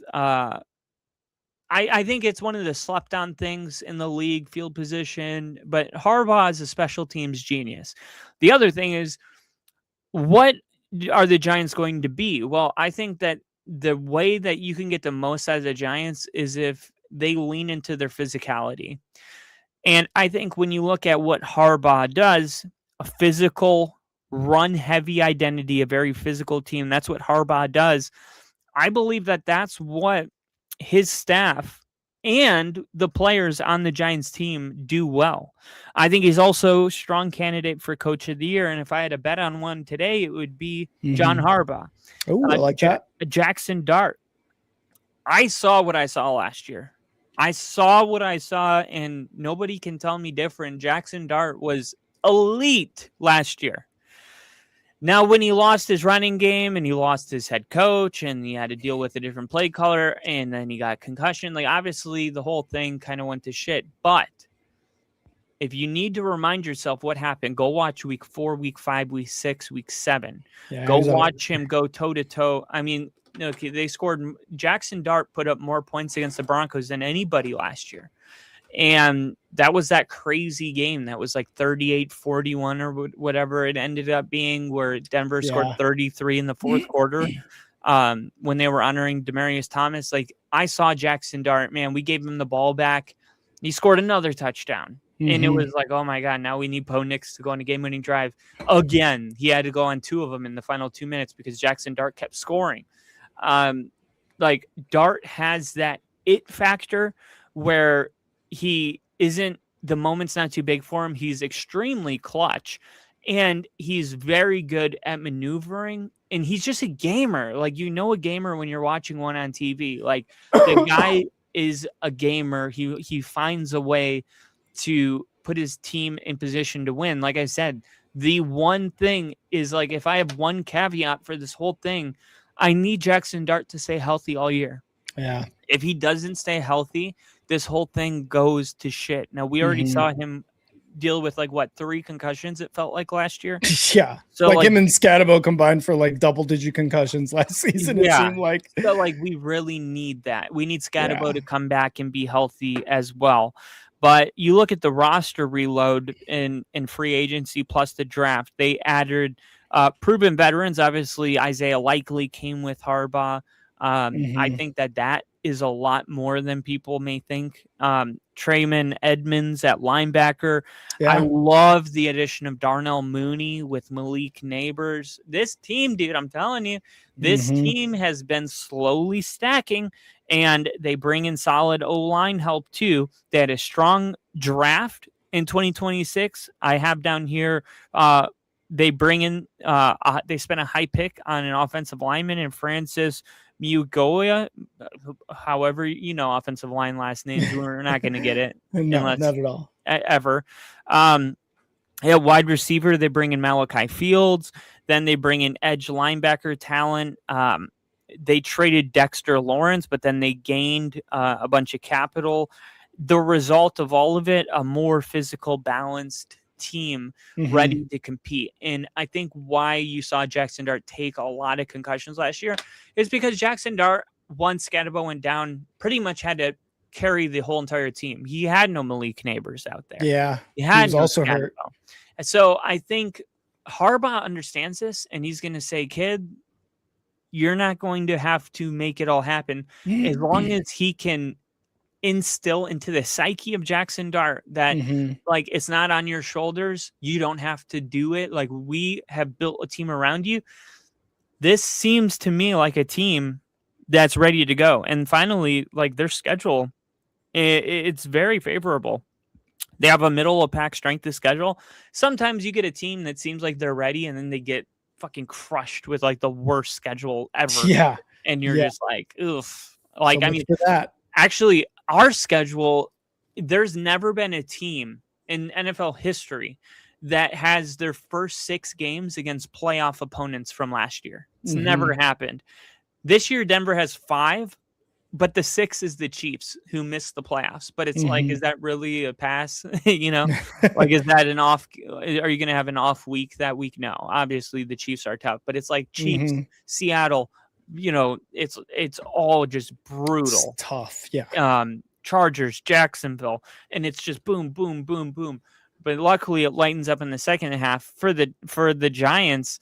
It's middle of the pack. The Eagles are talented, but we know they're facing some questions at, coaching. AJ Brown's gone now. The Cowboys have a strong offense, but still defensive overhaul, new pieces, some question marks. The Commanders are young, but, questions at quarterback. Can they stay healthy? I actually feel really good about the Commanders this year. And I think the Commanders are the team that's going to give the Giants a run for their money. But I'm just happy to say that these Commanders-Giants games are going to be very meaningful. And it's not going to be like last year where Giants-Commanders is like, ooh, should we flex this out of primetime? I could see this game in December having number 1 in the division implications. And I think that's just really exciting. But I would project right now for the Giants an 11-6 type season. And I think that if you have just not really been paying attention to the Giants, this could kind of catch you off guard. But I think if you've been watching throughout the years, them continue to bring in pieces, and now this coach, I just see it. I think it's all going to work really well. And I like that because what you said earlier was Jackson Dart. It kind of midway through the season, it was he's taking all these hits because he kind of had to do it himself. Cam Scatabo was out with the ankle injury. Malik Neighbors was out with another injury. I believe it was an ACL or something. I forget exactly what it was. But you look at the roster, and you're absolutely right. They've got guys up and down. They got Jackson Dart at quarterback, Cam Scatterbo at running back. They've got Darius Slayton, Malik Neighbors, Darnell Mooney, who was a new addition, Isaiah Likely at tight end, right, on the offensive side. Then you go to the defensive side, and it's like Brian Burns, Arvell Reese, who they just drafted, Kayvon Thibodeau, Abdul Carter. Obviously, he just went down with a bit of an injury. It doesn't seem to be serious. But you've got guys all across the defensive line and the second level, and then you get to their safeties, right? Javon Holland, cornerbacks, Greg Newsome. Like, you've got Brian Burns. You got guys on the defense all throughout this team that can make it happen. And the addition of John Harbaugh is like, it solidifies it even more. The Washington Commanders are kind of reeling from a very disappointing season last year. The Eagles just traded AJ Brown. It seems like whatever chemistry that locker room had during the Super Bowl season is kind of getting like it's just rough for them right now. And then the Cowboys are also the biggest question mark, I feel like, in the East. Can they make a push for first to win the division, or are they going to be kind of on the back burner as well? Because who knows what kind of season they're going to have, right? But like you said, the Giants, and I think we talked about this a few weeks ago on a stream, was like the Giants, I could absolutely see them making a push for first in the division. So I like that worst to first. And I'm going to stick here in the NFC. And I think for me, this is me with the team with the greatest chance to go from worst to first. The best chance out of all 8 teams is the Detroit Lions in the North. Last season, right, they had a lot of injuries, specifically on the defensive side of the ball too. And then Jared Goff didn't play that well the second half of the season. It seemed like everything was going wrong. The losing Ben Johnson effect. Everybody was saying it about the offense. They were still pretty good offensively to start off the year. I mean, they blew the doors off the Bears in week 2. So it just seemed like, okay, it's kind of just, another day at the office for the Lions. And then you saw them. Yes, they ended up with a winning record, but they were 4th in that division. The NFC North was a tough division last year, and I think it's going to continue to go that way. But I think the Lions are going to reassess what did and didn't work last season, and they got the best chance to go from worst to first in the North, because right now, right, like over the last few seasons, it's been the Lions that have been the best team in the North, but then they had that kind of like last game playoff type of game 2 seasons ago with the Vikings, where it seemed like maybe the Vikings are the best in the division, but it was the Lions who came out on top. Then you saw the Packers lurking there, who just love to get that 7th seed in the playoffs. And of course the Bears now with where they're at with Caleb Williams and Ben Johnson. But I think the team with the best to go from worst to first is the Detroit Lions. I mean, they still have very much the same roster. The offensive line is going to obviously look a little bit different with retirements and moves here and there. And while I didn't really look at their schedule, I think the Lions Lions schedule ranks 27th in the league by average projected DVOA of their opponents, meaning that they have the easiest schedule amongst the NFC North opponents. And obviously all this stuff is based off the year prior, but I still think it kind of does help them. And I think they're going to take advantage of that, right? So I think the team with the best position to go from worst to first is the Lions in the NFC North. It's going to be competitive. And I think last season I said that the NFC North, a lot of these teams are going to finish within 2-3 games of each other. And for the most part, that's exactly what happened. The Bears won the division with 11 wins. The Lions had a 9-win season. They still had a winning record. They were just 2 games behind the division-winning Bears. So I think this NFC North is going to be easy for turnover in terms of division winner.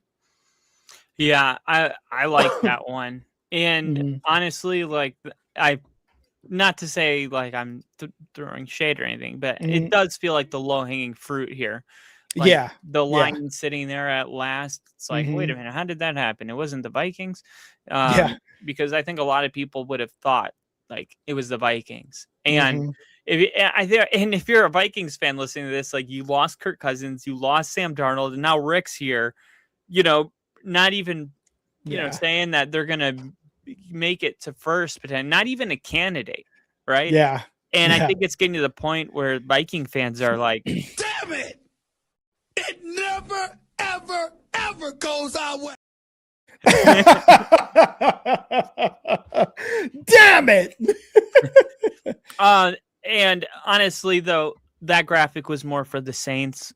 Oh yeah, because it does feel like ever since Sean Payton was like, I'm out of here. It seem like Sean knew something that they didn't. I mean, he's been gone now for 6 years. Well, yeah, but that's because he had the whole Bounty Gate thing happen. I don't know if that was his choice. It was just more like he did something shitty with the Saints, then got suspended an entire year, and then wasn't coaching for forever. No. Yeah. No. The Bounty Gate thing happened like 10 years ago. Exactly. Yeah. And that's why he was banned from coaching in the league for a year and then didn't coach since. Yeah, he did. When did he coach? I mean, he came back and coached for like 7 years after that with the Saints. Sean Payton. Bounty Gate was coaching. Like 2005 or 2007, maybe. No, it was after that. Hold on. Sean Payton Bounty Gate. Sean was suspended in 2012. He was bounties on reinstated in 2013. Yes. So 8 years with the Saints after. A slush fund for paying the bounties was found to have operated from the 2009 season to the 2011-2012 playoffs. Yeah, league head coach Sean Payton was suspended for the entire 2012 season. And yeah, so he was suspended the entire 2012 season. And then but then he came back in 2013. And then he was with the Saints. Did he? Yeah, and then he was with coaching. I think it was 2021 he retired from the Saints. No, 2022. Yeah, 2013 to 2021. Yeah, because at that point he had lost I think it was those couple. It was when Drew Brees was like his arm was gone. Well, they went to the NFC Championship where there was the bad pass interference where if they would have converted that first down, they could have just ran the clock out and kicked the field goal and won the game and gone to the Super Bowl. I really did think that was his last time coaching the Saints, but that's crazy. Yeah, because it was so long ago. Yeah, I'm like, well, I wonder why you thought that, because like we were doing this podcast together when Sean was still coaching. No, we started in. Oh wait, no, we started 22. the 1 year we started the year he retired from the Saints. Correct. Yeah. And then he came back the next year for the Broncos. Yeah. So maybe that's why I don't know. I just really did think that was kind of the end of that, but it was never kind of the same, I would say, after. No, it was like the Saints were dominant like most of those years. Like that, like not dominant, but like NFC Championship, winning the division. Like let me see. So he came back in 2013. 2017 saw the Saints achieve their first winning record season since 2013 with an 11-5 record in 2017. Yeah, 2013 they went 11-5. Then 2014, 2015 they were 7-9. Yeah, in 2017, that was the year that Stephon Diggs had the Minneapolis Miracle. Oh, yeah. And then the next year was the pass interference, and they were 13-3. Yep. And that was the NFC Championship. Mm-hmm. And so those were 2 good years. Yeah. And then 2020, he went through like 5 quarterbacks because like it was the COVID year.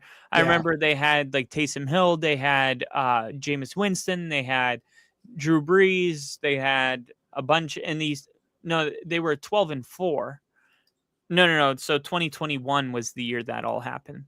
So yeah, I mean 2021 was his last year. So yeah, 2019 they won 13 games. 2020 they won 12 games. 2021 they won 9 games. Yeah. And then he retired. Yeah, because it was 21 when they only won 9 games. It was already that year was the first year without Drew Brees. I guess I'm just saying it wasn't like the same. It wasn't like Bountygate happened and the Saints were irrelevant. Right. They were still relevant after that season. Yeah, it was more like they were in like I think they were having front office disagreements about cap and money. And I think the Saints like owed the most money in the NFL. Like they had like negative $200 million. And it's still happening to this day. Yeah. And it's not like they fixed it. Yeah. Which is weird. Like, what is the I'm wondering like Chris Olave is the highest paid player on the team. NFL team salary cap right now, from overthecap.com, the 49ers have the most cap space by like 30 million. Ooh, and I think that must be something we probably could have brought up in the Brandon Aiyuk thing, because it's like the number 2 teams, the Titans with 49 million. Number 1 is the 49ers with 71 million. Jesus Christ. So that's a $22 million separation. And from first to second. Yeah. The Broncos have 25 million. The Bears have 8. The Bears are 1, 2, 3, 4, 5th lowest, but still not in the negative. Yeah, thank God. But they're going to have to pay Caleb soon. They're going to have to pay him after this season or at the end of, I think it's before his 4th season, where they will pick up the player option, but more than likely, they're gonna give him an extension. Yeah, and let me ask you this before we wrap it up: the quarterbacks, Drake May, Bo Nix, Caleb Williams, and Jaden Daniels. As far as I'm concerned, like really Drake May, Bo Nix, and Caleb Williams kind of separated themselves. Not to say Jaden Daniels is like out. I'm just saying the injury hurt. Yeah. Which one of these quarterbacks do you think gets paid first? Oof, great question. And do you think all 3 of them will end up signing long-term contracts to their team? Yes, I 100% believe that. Drake May, Caleb Williams, Bo Nix, and Jaden Daniels have all been in the playoffs by at least their second year. Jaden Daniels obviously went to the conference championship, and Bo Nix went to the wild card or divisional round the first year.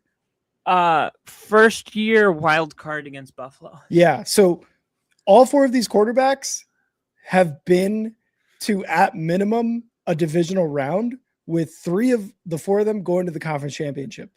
They're all gonna get paid. All 4 of them are gonna get paid. Jaden Daniels, like, unless he has a really bad year 3 and it's like he's healthy and he's really bad, he's gonna get paid. Who signs first is actually a very good question, because if I'm being honest, I think it would be the Commanders, right?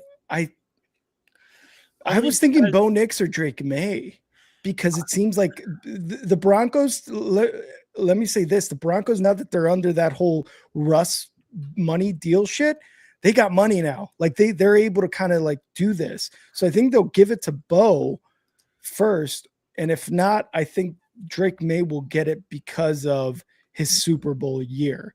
But I think each single one of them wants to be the highest paid, going into their 5th season or whatever. Yeah. It does depend a lot. I think it's going to be Denver. And the reason is because the trend, like if you look at Patrick Surtain, Nick Benito, Zach Allen, the reason Denver has been able to like keep all their superstars is because they paid them all first. Yeah. And, whoever pays their quarterback last out of this group of 4 quarterbacks is going to be the worst off, because obviously the market's going to reset every time. Yeah. So, honestly, and this is going to sound crazy, but I wouldn't be shocked if like we're in the middle of August, and all of a sudden, Bo Nix signs 5-year, $300 million contract. I And it's wouldn't be just surprised like either. no one heard anything. Yeah. No one knew anything. Yeah. And wow, I just got goosebumps, dude. Just like thinking about it. Like, and the crazier thing too is like, it all depends on what happens after this season, really, because depending on everybody's season, like, do the Broncos, the Patriots, the Bears, and the Commanders, do all of them make it to the divisional round again? Do a couple of them make it to the conference championship? Do any of them make it to the Super Bowl? And if so, do you think that matters? Like, I don't think Caleb Williams. I don't think Caleb Williams, Bo Nix, and Drake May, 3 of them. I don't think that they have anything to prove at this point. Like, I don't think that there's anything the owners. I don't think there's and actually, Sean Payton did a long form interview yesterday, and I watched it today on my drive home from work. And he goes, when we're drafting a quarterback, he was thinking about drafting Bo Nix, and he said 3 years from now. He didn't say next year. He said 3 years from now, are we going to be happy we made this choice? And he goes, and I think the answer is yes. And then he goes, no. I know that the answer is yes. We're very happy. Yep. So I don't think for like the Bears and the Patriots and Broncos that their front office is like, there's nothing like, obviously they want to see continued success, but I don't think that it's like, if they don't make the divisional round, it's like they start flirting with the idea of moving off these quarterbacks. I meant it more as leverage for the player themselves. So, for like example, their agent would want to hold out. Exactly. Like, for example, Drake May went to a Super Bowl his second year. You can make the argument that Bo Nix could have also made the Super Bowl in his second year. It would have been one of them two, right? The past AFC Championship game. Jane Daniels, Conference Championship game. Caleb Williams, divisional round, ridiculous throws in year 2. But if he makes it to a Conference Championship, again, there's more leverage for these guys to be able to ask for, I want the same money that Josh Allen got. I want the same money that Joe Burrow and Lamar Jackson are getting, or Dak Prescott, right? $55 million a year and up is what these 4 quarterbacks, as long as everything goes well, is what they're going to ask for. It's that. And when one of these guys eventually signs first, the next guy's going to want 500,000 to $1 million more total. Yeah. And then the guy after that, 500,000 to $1 million more. And then the guy after that, 500,000 to $1 million more. And really, I think, like I said, like conference championship game, divisional, all these accolades, whatever. I think it's gonna help them in leverage play for sure. And that's why I think Bo will go first, because Greg Penner, these guys are like very business mind. Like, they understand that it's all about getting the cheapest deal, honestly. Yeah, for sure. Like, that's how they're looking at it. And they're like, do we know that we have our quarterback? Yes, then let's get him as cheap as possible. Yeah, and I feel like Bo Nix too is going to be one of those guys who's going to be working with them. But I also think that because he knows that it's the Walter Penner Group, whatever, and they have like billions of dollars, that I think also kind of plays into where he's going to be like, I got you to the conference championship. You know, obviously before this year happens, and we'll see where the Broncos and Bo Nix go this year. But I think knowing that he's got one of the richest owners in the NFL, I think that'll play into his negotiations as well. Yeah. And last question for you. Are the Bears going to be still like called Chicago Bears? Because I'm serious. I heard about this like thing with Indiana, but I'm also hearing that they're going to call it Chicagoland. And it's like, I know people from Chicago are like, nobody from that area is from Chicago. And it's true. Like, I have my whole uncle, their whole side of the family lives in Chicago. We go every year to visit them. Like, when we go to Chicago to visit them, we go to Chicago. We don't go to Indiana. You know what I mean? Exactly. Like, we go to Chicago.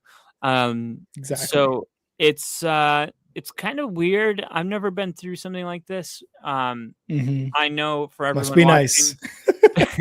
I know for everyone watching, you put out a long form video. I wasn't able to hop on that, and you guys can go check that out. But I was curious, in like 60 seconds, like what are they going to change the name? Have you heard anything about that? And like, how are you holding up with your mental health? It was so funny because when I came home on Friday from work, I was eating something and my wife was sitting next to me, and all of a sudden she's like, "Oh my God, I'm so sorry." And I was like, "What?" She's like, "The Bears." And I was like, "Oh, you're right." So Friday, the Bears, Kevin Warren McCaskey put out a statement saying that they're moving forward with with moving Indiana to Hammond. What was crazy about the statement was, one, they said with a site to be selected. There's only one place that the Bears and Hammond, Indiana can place a stadium, and it's a golf course area that they're no longer using. So one, that was very interesting to still leave it open-ended even after knowing exactly where is the only place you can build it. Two, they also said, we are connecting the Bears from Hammond, Indiana through the South Loop into the city, all the way up to the north suburbs. No, you're not, because that's exactly what you said. Chicago is Chicago. Everywhere outside of Chicago is called Chicagoland because they want to be associated with a big city. Mental health wise, I am very, very nervous because I said it on the live stream the other day on Friday, where I said, if the Bears move to Indiana, I will no longer buy merch, and it might take me a really, really long time to actually go to a game in Indiana if that is the move. Wait, but what would their name be?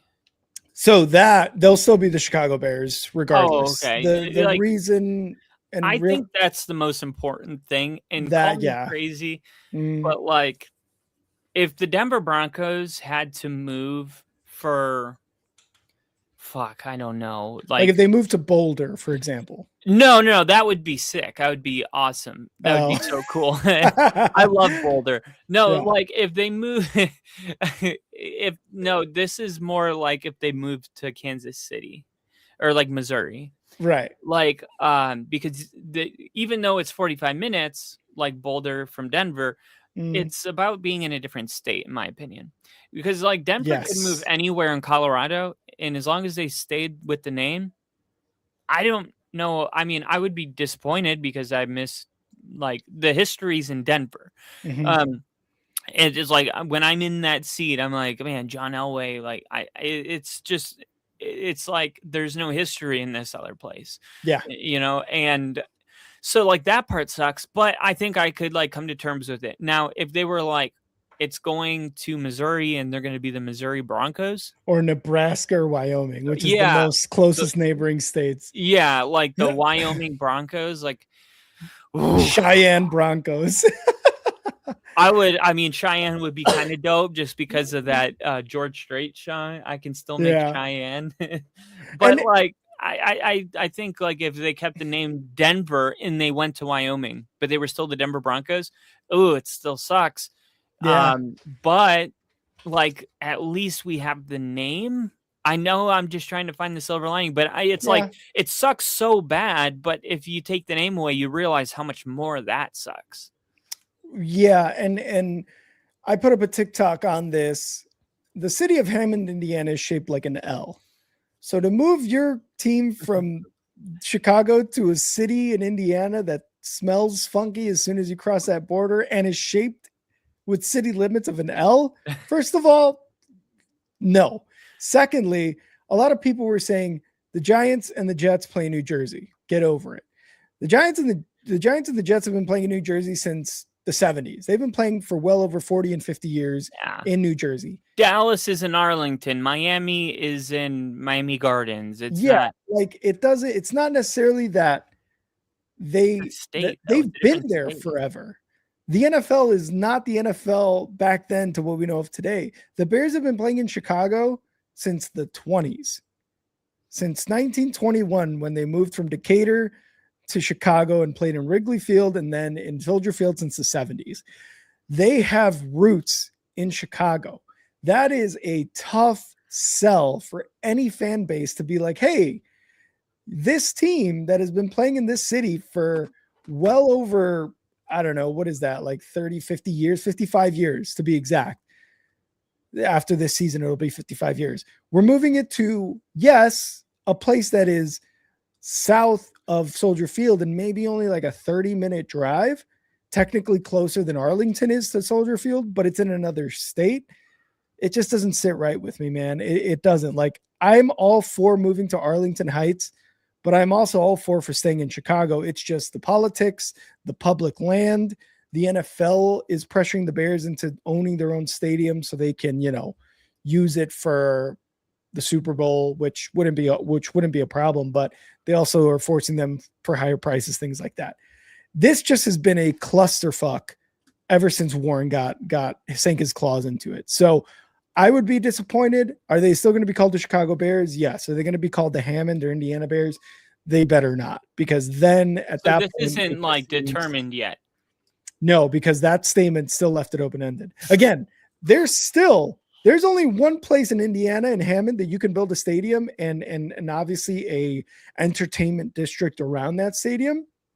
For the Bears to say a site to be selected means that it's still open-ended. And that's exactly what it would look like.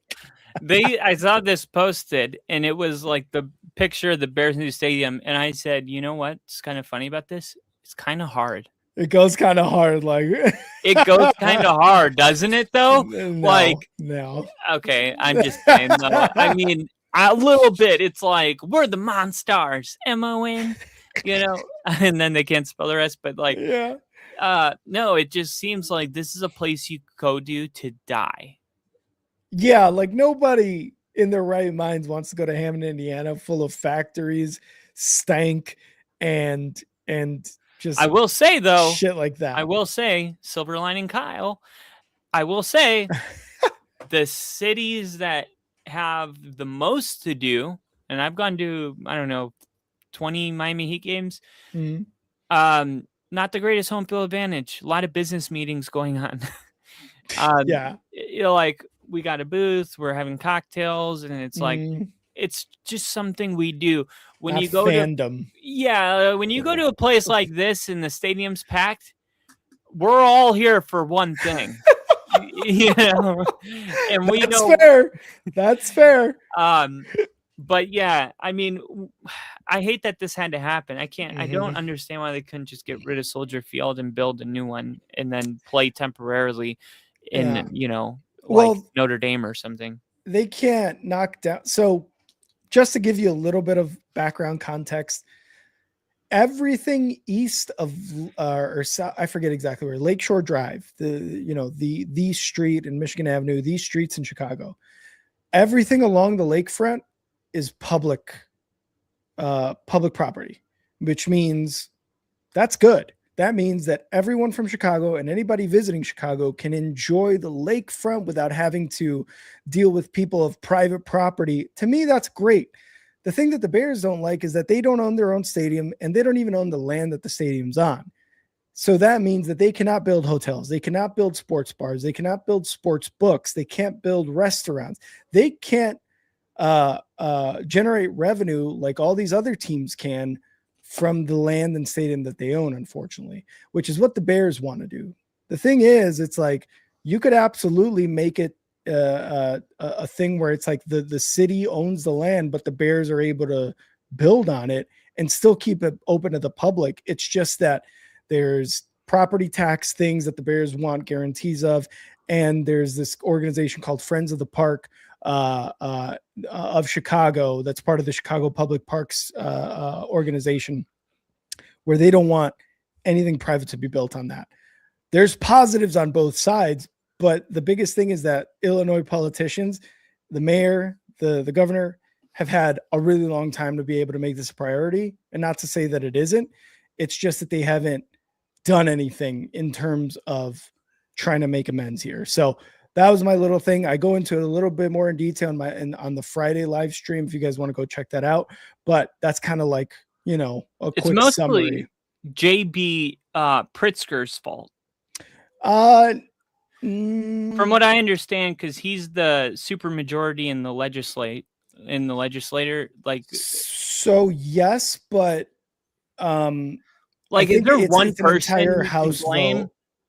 No, there's not, unfortunately. Like, Kevin Warren, unfortunate. Kevin Warren, I could say takes a majority of this blame because the way that he's handled it has been pretty bad because it's been so up and down. And I go into a little bit about what I don't like about Kevin Warren in the last live stream, but there's blame to go around for the Bears, for Mayor Brandon Johnson, the mayor of Chicago, and Governor J.B. Pritzker, as well as a bunch of other state reps, House representatives, senators, blah, blah, blah, that share the blame. There's a lot of blame to go around. There's not one person that you can blame this on, but I would say the Illinois politicians have a majority of the blame here.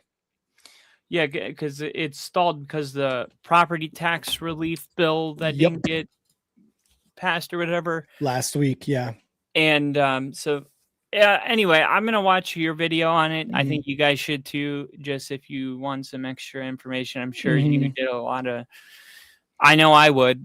I would need to blame. I need to figure it out. Yeah. Buy a t-shirt. And one thing I do want to emphasize too is the Bears are in Soldier Field technically with their lease until 2033. So they can play at Soldier Field. They can buy themselves out of that lease agreement. So they could play 6 more years there. They could play 6. Yeah, they could play a good amount of time there and get this done with, the Chicago Parks District, with Arlington Heights. There's no reason to put Indiana in this other than it's a leverage move. And guess what? Illinois, the politicians of Illinois said, you know what? We think you're bluffing. And the Bears said, you think we're bluffing to move to Indiana? Guess what? We're going to put out a statement on Friday that's saying we are moving to Indiana. But they still left it open-ended. So they not only did they play their bluff, but they've got the fans, they've got sports media in Chicago, as well as the politicians all scrambling to make this right. Yeah, and this is let me share this. This is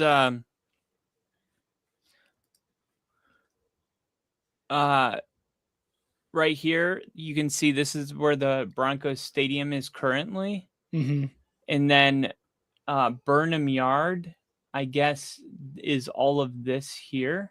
Yeah. So for us in 2033 or 2031, which I think is when the Bears want to open theirs as well. Yep. This is like kind of what we're dealing with, where it's like Denver's here, their old stadiums, like, behind these buildings. But you obviously it's like still close, right? But even this people are upset about, So and that's still and imagine that at night game, looking out at the skyline. I think that's kind of sick, dude. Like, yeah, and they're gonna build like a mall. It's gonna be like a whole part of Denver that is going to, look at it now. Yeah. I mean, I could see why you would be upset too. Like, but there's like issues with like lead in the ground and shit, like, environmental issues with, breaking ground and exposing chemicals and stuff like that. Yeah. So there's a lot of stuff going on, with that. So, a lot of these teams like are building new stadiums. This is kind of the era of new stadiums in the NFL. It's happening all around Buffalo, Tennessee. Yeah. It's like Washington's getting a new one. And what's funny about all this, how everybody wants to build an indoor stadium now.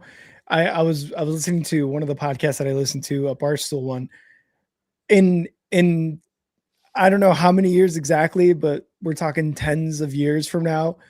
There's people that are going to be like, why did we build indoor stadiums? Why did we take out that element of, Bears, Colts football, Buffalo football, this and that?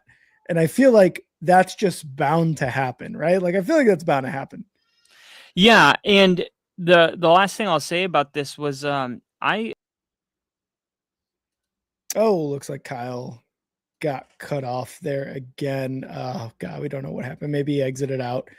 We'll see if he comes back. But yeah, guys, go check out that live stream I did. I go into a little bit more info and kind of just like what me as a Bears fan would be feeling if they do end up moving to to Indiana. It's more of a personal note, but I don't go into too nitty gritty of the details with all that. But if you guys want to go check it out, go check out that live stream. And we'll see if Kyle gets back here in a sec, which I'm assuming he will, but unless I get a message saying he can't, then we'll kind of move on from there. But yeah, hopefully you guys enjoyed the show. Go check out that live stream I did about the Bears Stadium. Go check out that live stream that Kyle and I did about the Myles Garrett trade and about Caleb Williams being on the Madden cover. I think you guys will find I think you guys will definitely get a kick out of it. We'll see if Kyle joins us here in a second. But worst to first, that's the last thing we were talking about. New Orleans Saints, I with Tyler Shuck and Jordan Tyson being drafted, and then Chris Olave there on the offense, I think honestly they could have a really good opportunity to go from worst to first, just because the NFC South is such a crappy division too. I mean, they won. Who was it? The Panthers won it last year with a 9-8 record, beating out the Bucs after the Bucs had dominance over that division. But 9-8 record. I mean, look, we could look at the Saints record and be like, I could see 9 wins there, right? And with emergence of Tyler Shuck, Chris Olave staying healthy, some of those pieces on defense stepping it up, and maybe even getting a little bit younger on defense, depending, of course, on what's going on in that organization, they could probably make that leap. That's not to say the Saints can't make the leap, because I think they can. But the Giants, the Lions, and I think the Saints had the best opportunity. The Cardinals have the worst. Honestly, the Browns possibly. And here we go. We got Kyle back. Wait till his camera turns on. And here we go. Kyle, give me the thumbs up if you're good to go. All right, here we go, Kyle. Yeah, you cut off there. Oh, yeah, sorry. This is my chives. Wait.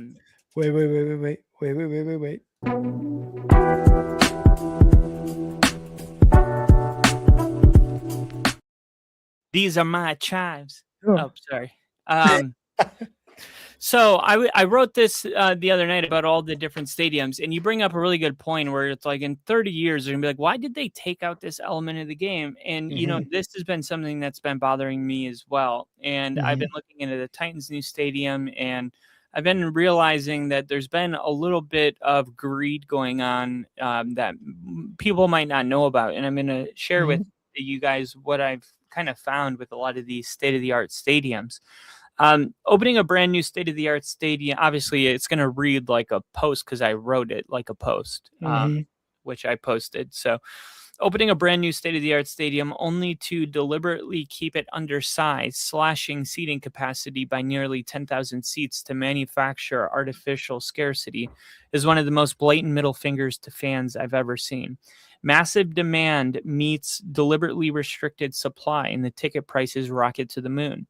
This setup only benefits the owners and the NFL, which pockets 34% of ticket revenue. They sell the downsizing as fan-friendly, bigger, more comfortable seats, but the real priority is obvious: maximize revenue per seat while shifting the burden on everyday fans. These new castles are built for corporate clients who want to rent a luxury suite, sip cocktails, and casually talk business while the game happens in the background.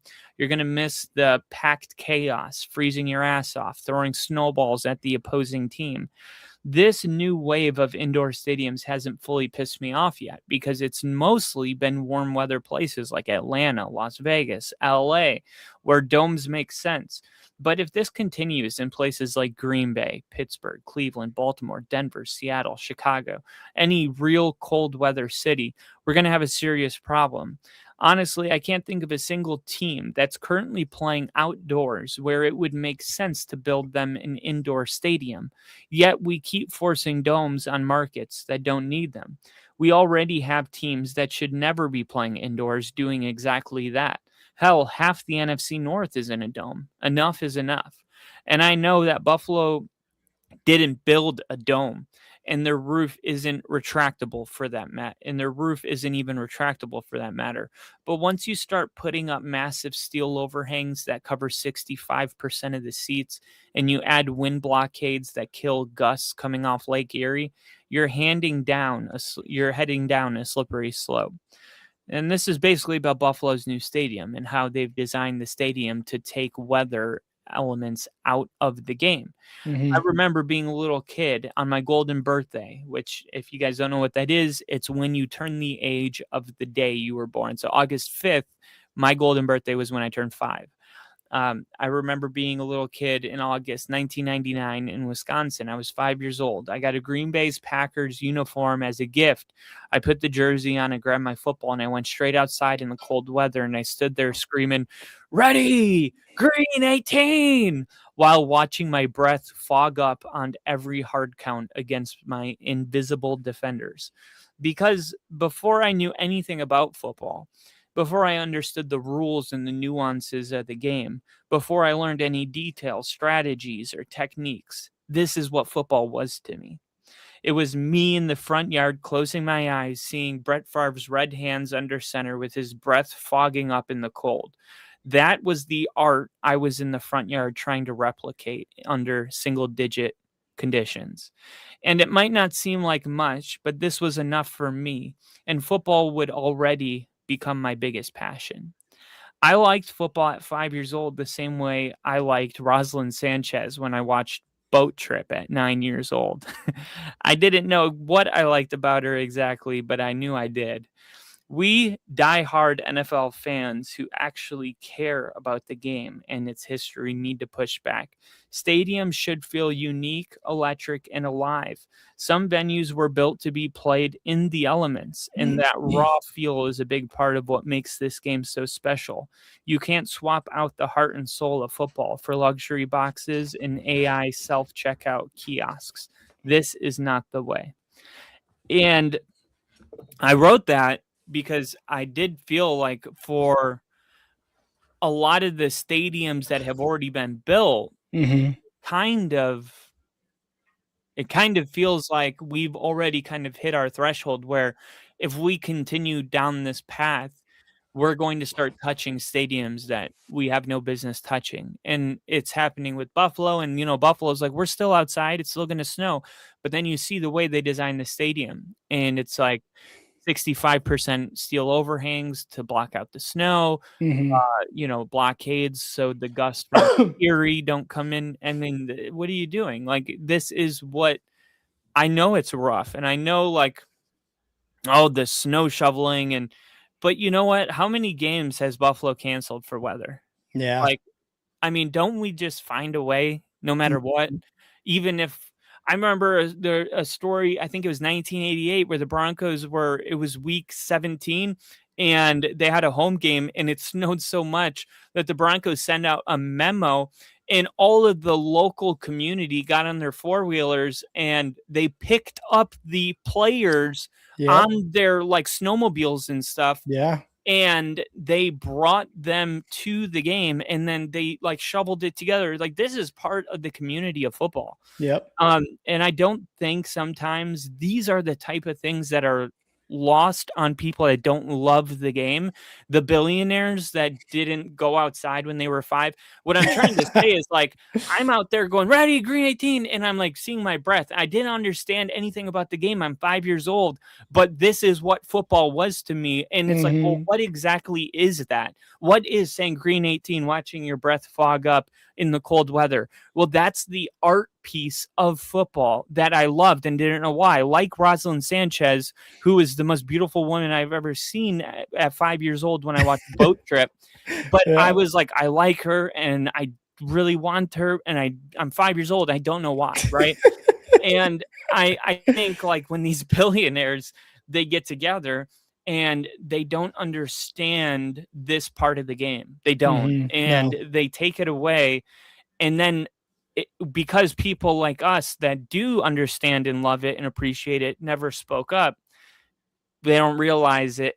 We don't realize what we had until it's gone. And then it's like, what's missing about it? I mean, we got this big screen. It's 75 degrees. The turf looks amazing. We got AI self-checkouts. These robots are bringing drinks to us. But like, what is missing? And then you see an old clip of like Browns throwing dog treats on the field. You're in the dog pound and Bills are throwing snowballs at people. And I'm just worried that in 50 years, our kids and our kids' kids are going to go, what happened to like doing like what happened to that? Yeah. Why is everything SoFi? Yep. And I just thought I should share this with you because I wrote it and I felt really passionate about it. So I like it. Yeah. That's kind of why I brought it up to Mile High. What's up? Crooked Commish. What's up? Because I think that's going to happen in 50 years. I think kids, NFL fans, younger NFL fans are going to wonder why Lambeau's the only one that's out in the elements. Why maybe even the one in Seattle is the only one open to the elements. You know, maybe the Cleveland Browns or whatever in 50 years are going to be the only ones open to the elements, because they're going to look back at snow games. They're going to look back at Denver bringing people in, the Buffalo Bills fans shoveling the stadium and the parking lots around it so football can be played. Now, there's the negatives where people die because of how cold it is, unfortunately, right? But dress appropriately. But dress appropriately too. Yeah, but I really do think in 50 years, a lot of us are going to be like, it's time for an outdoor stadium again. Yeah. People also die at Ultra Music Festival in Bonnaroo, but you can't just cancel it. Exactly. So it's what can we do that's going to make the game better? And in 50 years, it might be, let's build outdoor stadiums again.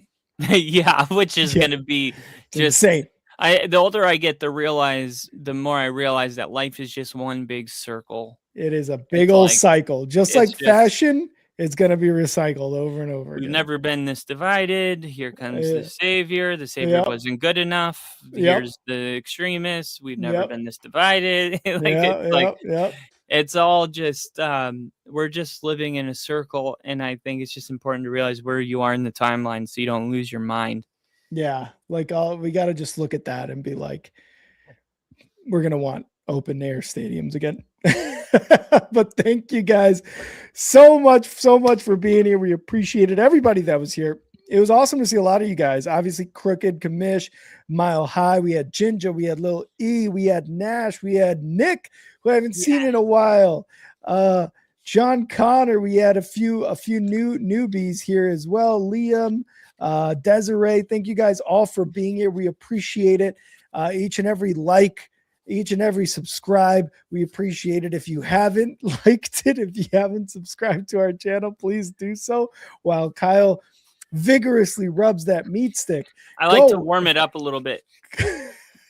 Go and follow us on X at Only Football Pod and at NFL with Kyle, where you can see more of that going on X. And again, make sure to subscribe here on YouTube on Only Football. Hit that like button, hit that subscribe button, become a member for only $2.99 a month, and join some of our diehard supporters like KC, Crafty, to name a couple. Yeah. Mile High, Crooked, Ginger, Lil E, all these guys. And as always, we do this for our boy, our biggest supporter, Bill Hartnett was one of our biggest supporters before he passed.